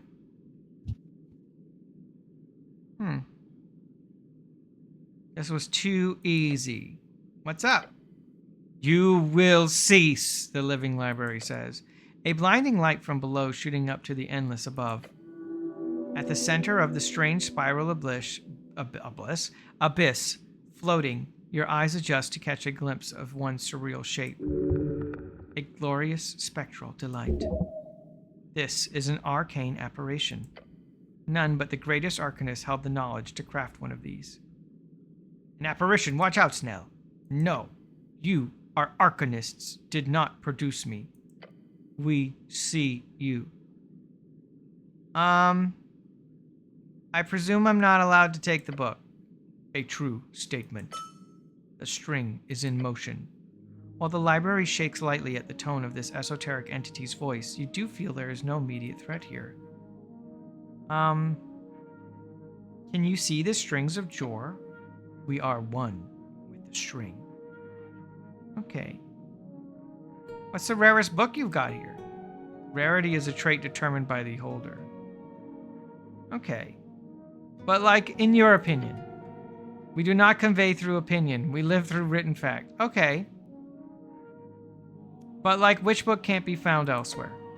We hold thousands of written works which cannot be found elsewhere. But if you had to pick one, which one is objectively the most sought after, and in terms of contained information most difficult to find elsewhere? We hold 3 tomes, each of which holds a unique level of uniqueness and universal desire among the populace of this plane, and they can be considered the most rare copies in the collection. 16 Lessons of Chronomancy by Chronomancer, the Codex of Ultimate Wisdom by assorted authors, and a copy of the Vulgata by Saint Jerome. The Vulgata! Chronomancy? Chronomancer? Ask more, now. Tell me more about the text on chronomancy. No, its content is known only to those who can offer an equal exchange. It was the greatest treasure left by Himvrak Hagenshags. You must seek out this wizard, Himvrak, after the election. There is simply too much knowledge to pass up here. What's the Codex of Ultimate Wisdom? The original taken via raids 1,000 years ago, left by Rodor de la Gara Verde. Where did you get a Vulgata? Ulrich Dreisen. That is the name that was given. That does not sound like the name of a first knight. Oh, that does sound. Chronomancy is the most powerful of magics. Those seem very rare. Yes, they are hidden from you, for you do not hold anything of equal value. What if I could get something of more value and come back? 1 visit, 1 trade.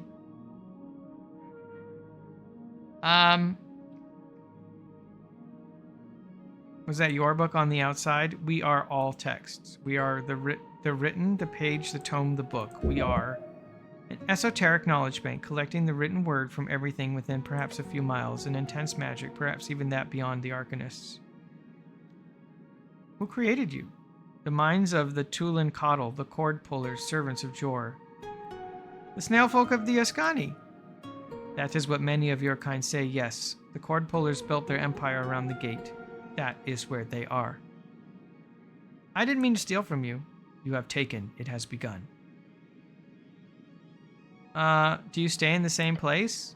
The location changes, the worthy are drawn near. Which means I'm worthy by association. If you take this line of thinking that the worthy are drawn near, and I was drawn here, I've got to be worthy. So it Probably have to changes. prove yourself. Yeah. What do you want from me? A piece given, a piece returned. An egalitarian exchange. Okay. Do I have anything that's even close to value? No, nothing. Try to figure out an equal exchange. Woo! There is nothing you have monetarily exchanges. However, it's not the connected monetary value. Woo woo woo! It is not. While powerful, it would be unlikely that this thing would apply its own material break to the value on text, simply because it would not keep the value of collection intact. If you take out this book and then spread the secret foreword hidden within that Appledent spoke so longingly about, then the value would crash, and the monetary value of the collection would crash. So it has to be an object of somewhat sentimental value. Something that symbolizes a similar value on whatever ineffable level this apparition appraises its collection, which means there is only one object in your possession that would reach, in any way, a high enough level. My tome. Oh, my pouch of holding. Oh. My...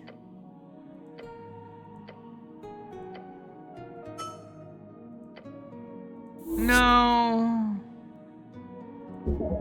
What?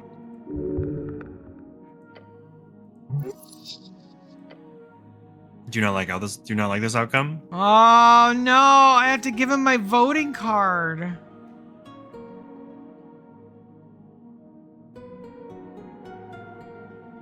Whoa, whoa, whoa! Oh.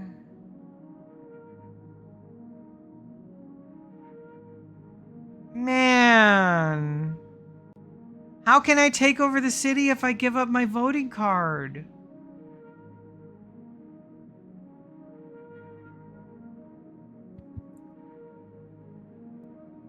I can't possibly. Run. Yeah. I mean, You did save. Don't forget. I did save. Maybe I try and run. I don't know, like... Oh, the voting card seems like it's really important, so I'm gonna run. You quickly slip the fancy book into your pouch and in the same movement begin to sprint up the spiral walkway. As you do, the voice lets out a deep, harrowing statement. No exchange offered, your soul will take its place. The illusionary books upon the shelves begin to crumble and shake, turning to dust one by one in a series of violent esoteric poofs. The ground shakes and the world collapses as you move. Up the stairs! You will join the collection. The goblin is by your side as the two of you run as if fire burned at your backs. Stop! As the chamber shakes, you begin to see books behind you turn to dust as the voice commands echo all around. You don't want to leave. What? You want to stay. Oh, he's using a spell on me. You want to stay. Stay and read the letter. To your left, sticking out of the shaking shelf, is an envelope. You know what it is. Just take a quick glance. It was a letter penned by Earth himself. You did not see this before, but... Oh, the library's trying to tempt me. Yeah.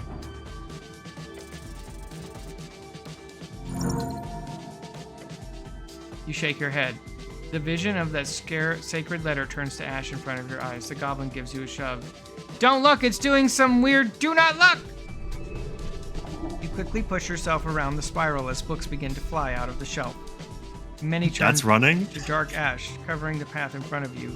The goblin hops over puddles of book dust. Something's wrong with this. Don't touch it. Behind, further below, you see a wave of this ash forming. It grows, filling the library. Hey, Merc. The collection. The collection! As you hear this, a tome lands before you. It does not turn to ash. I look at it. It says the personal spellbook of the Grand Arcanist, Phileas Prax. This is a masterpiece. You must have it. Grab it. Or, no, it is an illusion. Yeah, of course it's an illusion. What, do you think I was born yesterday, library? I don't think so. Phileas Prax did not have a personal spellbook. Such a powerful arcanist would simply bind his memorization mentally, spiritually, and physically. Obviously. The liquid. Yeah, I'm going. Rushing past, it turns to ash behind you. Go! You follow the goblin up, closer towards the exit. You are close now. As all the strange ashen books now pour into the walkway, a cascade of dark pages. The collection. The collection is echoing ominously behind you. Almost there! This is when you notice it. The magazine. It sits on the rail. A magazine?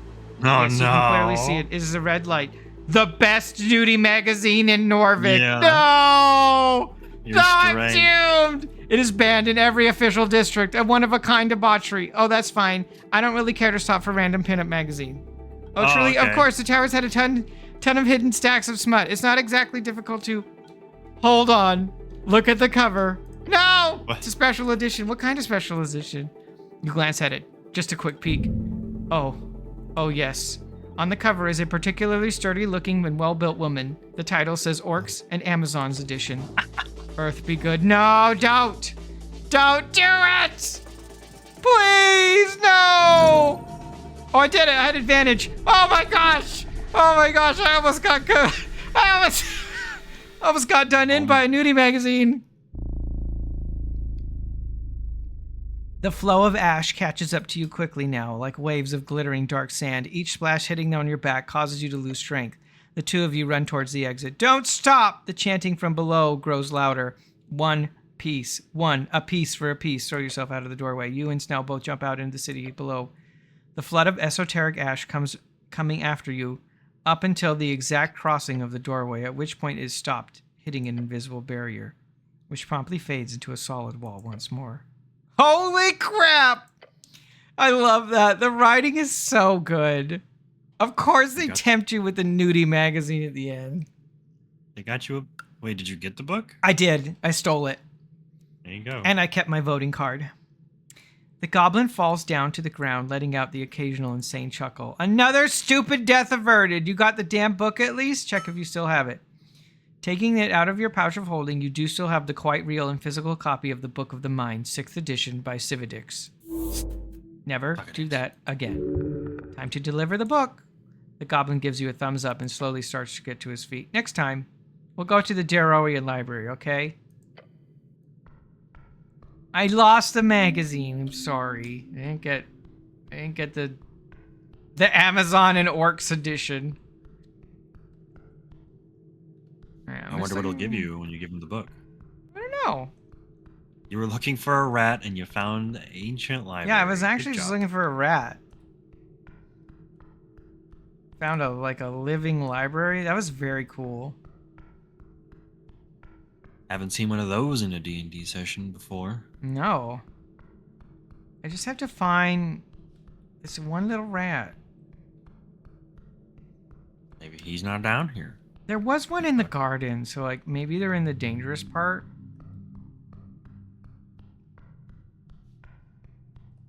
Not here. I'm lost. I don't remember where. I don't remember where the no. I don't remember where I found the bugbear.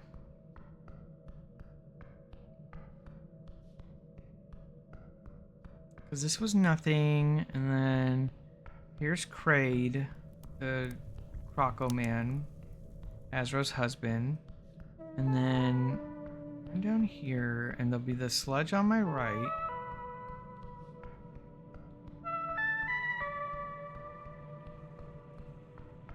Yeah, I don't remember, Was that a doorway there, back there? Towards the... Where you just were? No. Yeah, this is where I found the mimic. No. And this is the statue. Yep.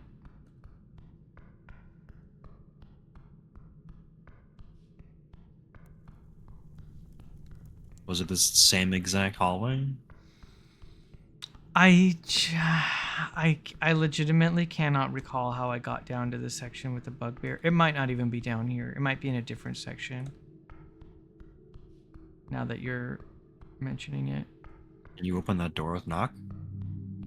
I don't have knock prepared just yet. Hmm. Oops. How do I leave?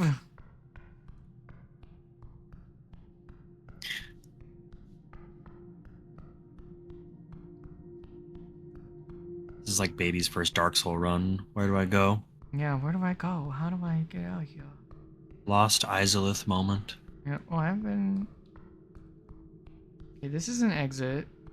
This is the big pillar. Up and out. There was a crypt here. Oh, here's the goblin area. So this'll be... Hello? Slug. Or snail. He's just getting places. Yeah, he's just having a little... Where monster? Real slow.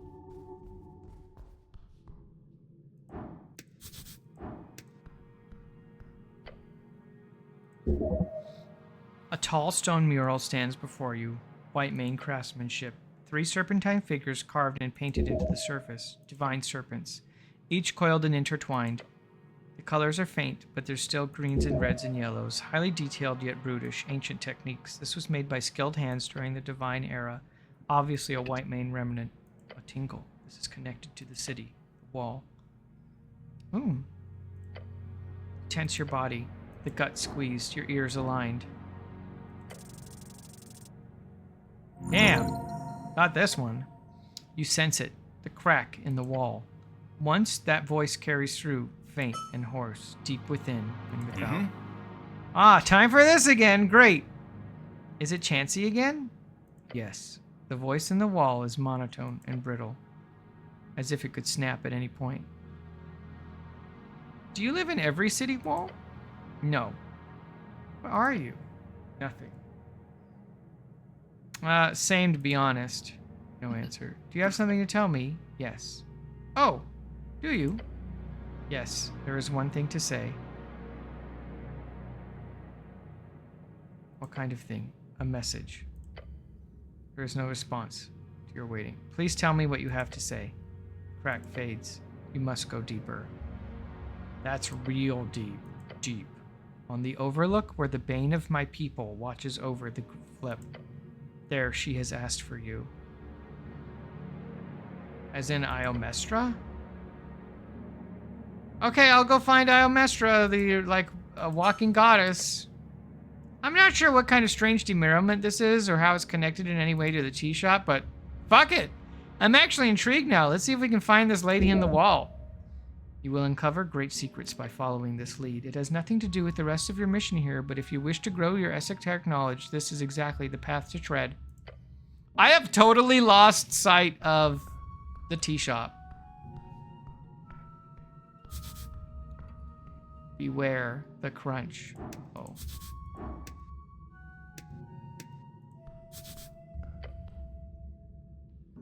Strange markings cover the cave walls, painted in faded pigments. Humanoid figures, simple and primitive, red and white against the dark stone. The style is unsettling. Crude stick figures with circular heads, arms spread wide, some kind of ritual or dance. Ooh, I'm smart. You study the figures carefully. The pigments, the style, the preservation. It's not white mane, nor snail folk. These are paintings predate all of them. Wow, before the snails. Before the Fade era, at the earliest, these should be dated to the early Gate Wars, long before recorded human history. They do look quite alien. What are they? They could be depictions of forgotten beasts of Jor, a folk type or higher being connected with Jor. So the less exciting answer would be these are simply rare aberrations depicted by whatever people inhabited Ascan before the Tulan Coddle. Interesting. I should document this. You already are. Pencil in hand, you see a scribble depicting these 3 figures along with all the strange lettering. Didn't know you were an art connoisseur, cleric. Which one of these 3 do you like the most? The right one. Why? Broad-legged son of a bitch! Nothing can topple that stance. I see that. I'll pick the same. Said don't step on skulls. I'm really just here looking for a rat. What does Bone Dust do again?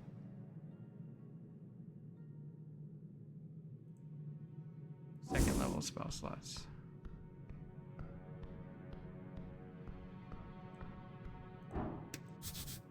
A hat? Fancy hat. A yellow hat? Oh, the yellow man! It feels expensive. Your companion looks around, a bead of sweat rolling down his brow. Our Frank must have gone through here. Keep an eye open.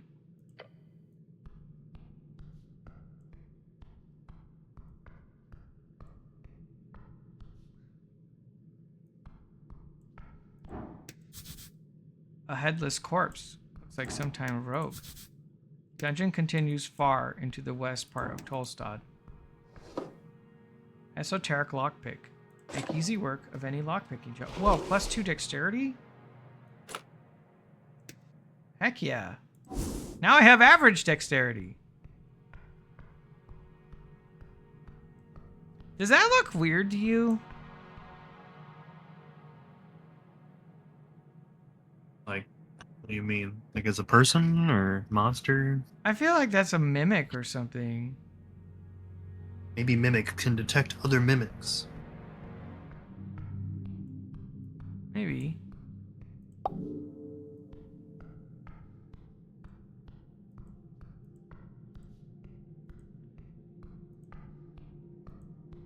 Oh. A grand engraving of the divine era. Among the fallen and the broken of an ancient world lies among them a single structure, a monument to a forgotten power. At the top of a cracked lion's head glares at you. A one-eyed lion with a single dark and empty socket. It's a shrine, isn't it? Shrine to what god? Whitemane. They lived here, not first, not last. Does it work? You may prepare spells here, somehow.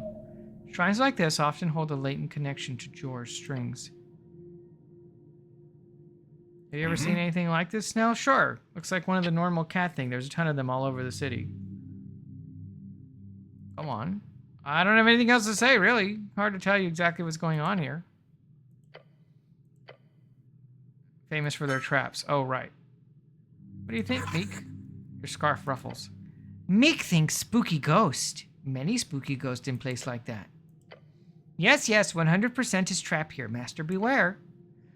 Not surprising if you got to investigate. Just be careful. Don't even know why I say that. You're not going to listen. I won't. Investigate the shrine. D-E-H-T-T. Don't even have to try. Wow. Your gloved hand glides over the markings on the front of the shrine. There's something there, inside the stone. And it's text. Tracing your fingers, you realize something is written faintly, scrubbing down over centuries into the surface of the shrine. It says, El ojo rojo vigila tus lo... Are these in Spanish? The red eye looks something. It means the red eye watches over you. Look, I knew it! Probably, they wouldn't just write on a shrine for no reason. The eye socket. Perfectly sized for a gemstone. This is obviously a secret you would be able to trigger if you had the correct gemstone. The stony line. Oh, I have a red. I have one.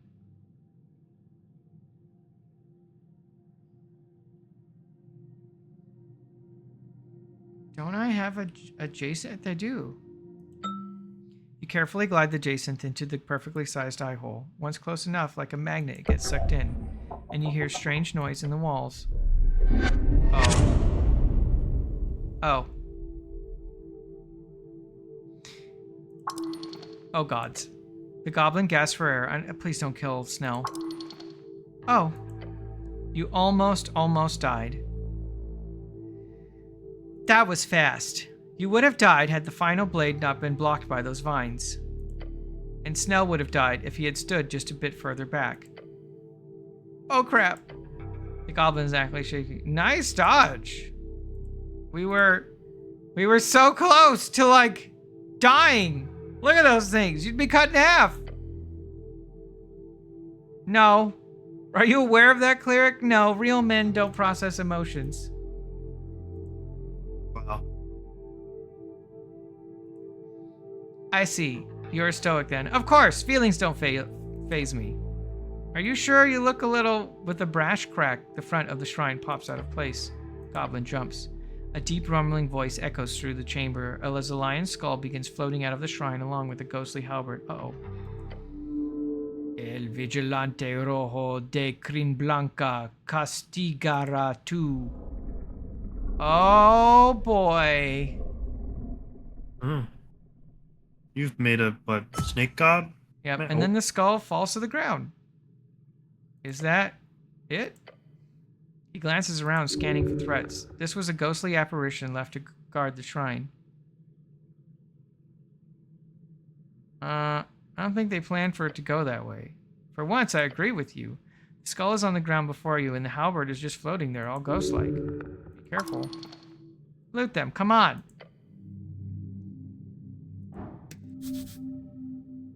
A lion's skull.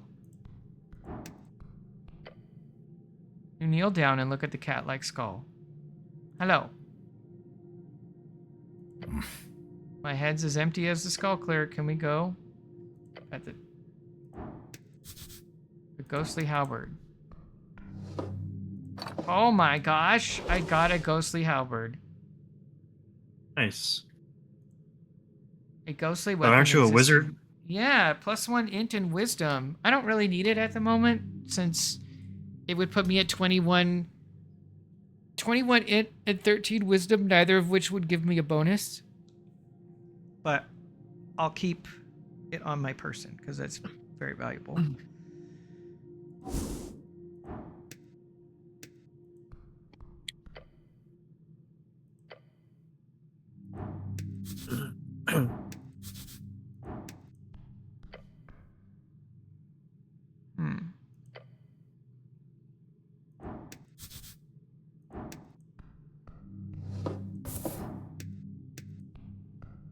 Well, I can prepare some spells, I suppose.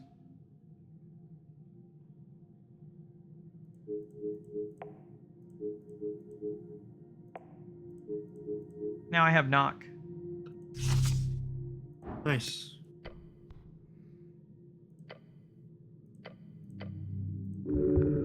It's difficult to tell what's a weathered scratch and what's a creative choice. A symbol. The symbol of a sun. Oh, that's what he wanted to know. Go back to the dwarf and tell him.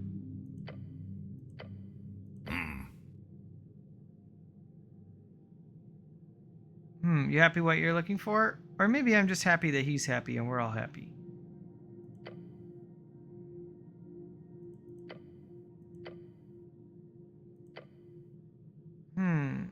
What's that light from the ceiling? It's an illusion, do not mind it. It is absolutely not the sun. A fake sun on ancient stone, like all of Jor. Interesting. So, like, the apparition was so old, it didn't go as planned.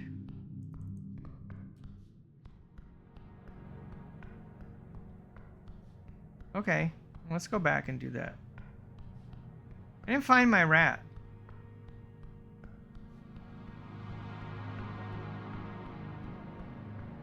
Just keep getting sidetracked. Can't help it. Is this like in here somewhere? No.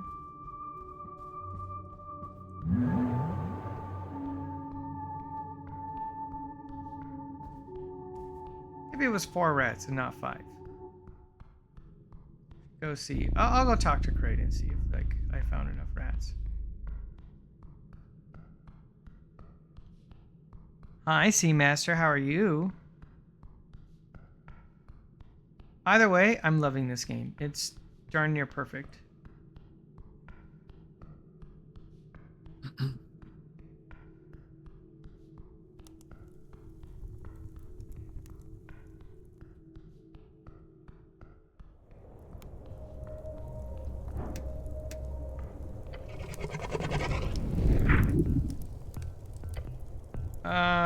I found this rat. I have to find all 5. Okay. I haven't found all 5 yet. Alright, I don't know where the last one is. So, it's like Disco Elysium, but with D&D mechanics, Seamaster, in a fantasy world. I'm a cleric trying to find... I'm like an investigator, trying to find out why and how a tea shop exploded. But you can take damage, and there's spells that you can cast and learn.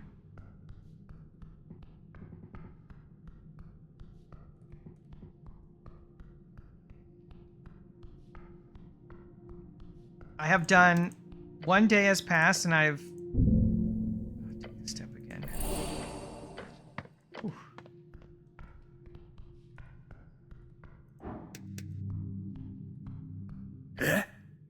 He wipes his brow and yells down at you. Hey there! I found the ruins! Yes, I found the symbol on the ruins. The symbol of a sun? Yep.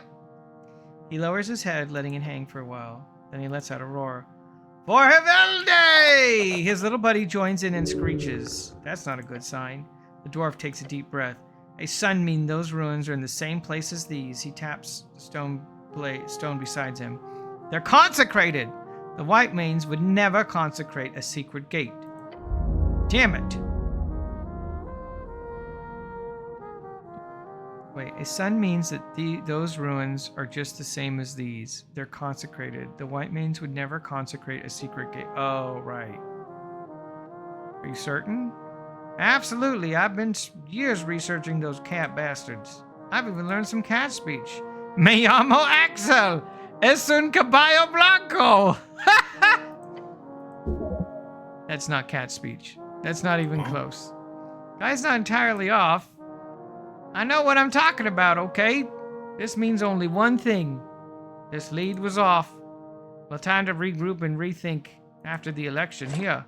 Tosses his pickaxe at you. There's a little trick we have in the delving business. A custom-made detect secrets infused pickaxe. A magic alignment as payment. Nice. That's a nice reward, thanks. You've earned it, Cleric of Norvik. Of course, that pickaxe is a bit wonky. The keyword is supposed to be secret, as in you say the word secret and the pickaxe casts a spell, but it doesn't quite work, so you do with it as you please. Wonky magic items can be dangerous or hilarious. Anyway, I'll be packing up soon. Thanks again. I would love to delve with you. I have a personal question for you. Oh, okay. But I'll be at the Drunk Sphinx. Oh, alright, sure. What do you know about the tea shop? It's a type of cafe. You know, they serve tea and other drinkables. How long have you been down here? About a week by now, so you don't know about the tea shop that exploded? Exploded? Hey, Ouija. Rue noises. Hey, Ryder. Hey, Ouija.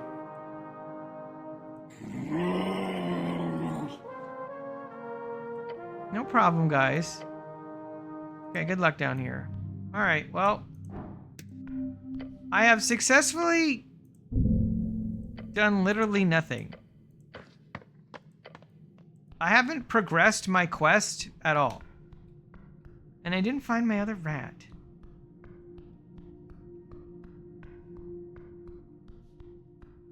Alright, well, I think I'm going to save it here because we've done a lot.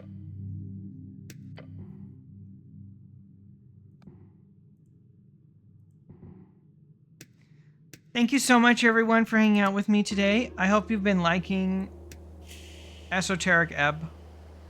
This game is so fascinating. I love it. I have nothing negative to say about it. It's been a great time.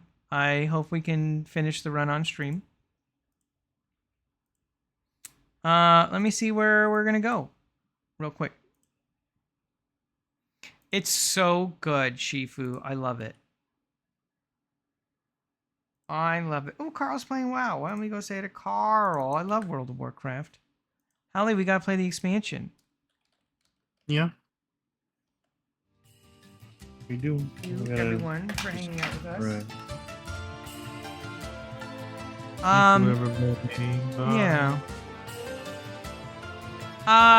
We can just spam arrive. I can't see my own emotes because I have this. No, move the thing. No, look! Don't look at all the cake. Yeah, Chad, I got it. No, Use that. no, don't do that. Yeah, Thank you so much, everyone. Yeah. No, don't. Only some people have that. Thank you so much, everyone. Have a great rest of your time. And I'll see you next time. Okay, everyone? Take care of yourselves. Bye, everybody. Bye. Thanks for hanging out with me, Holly.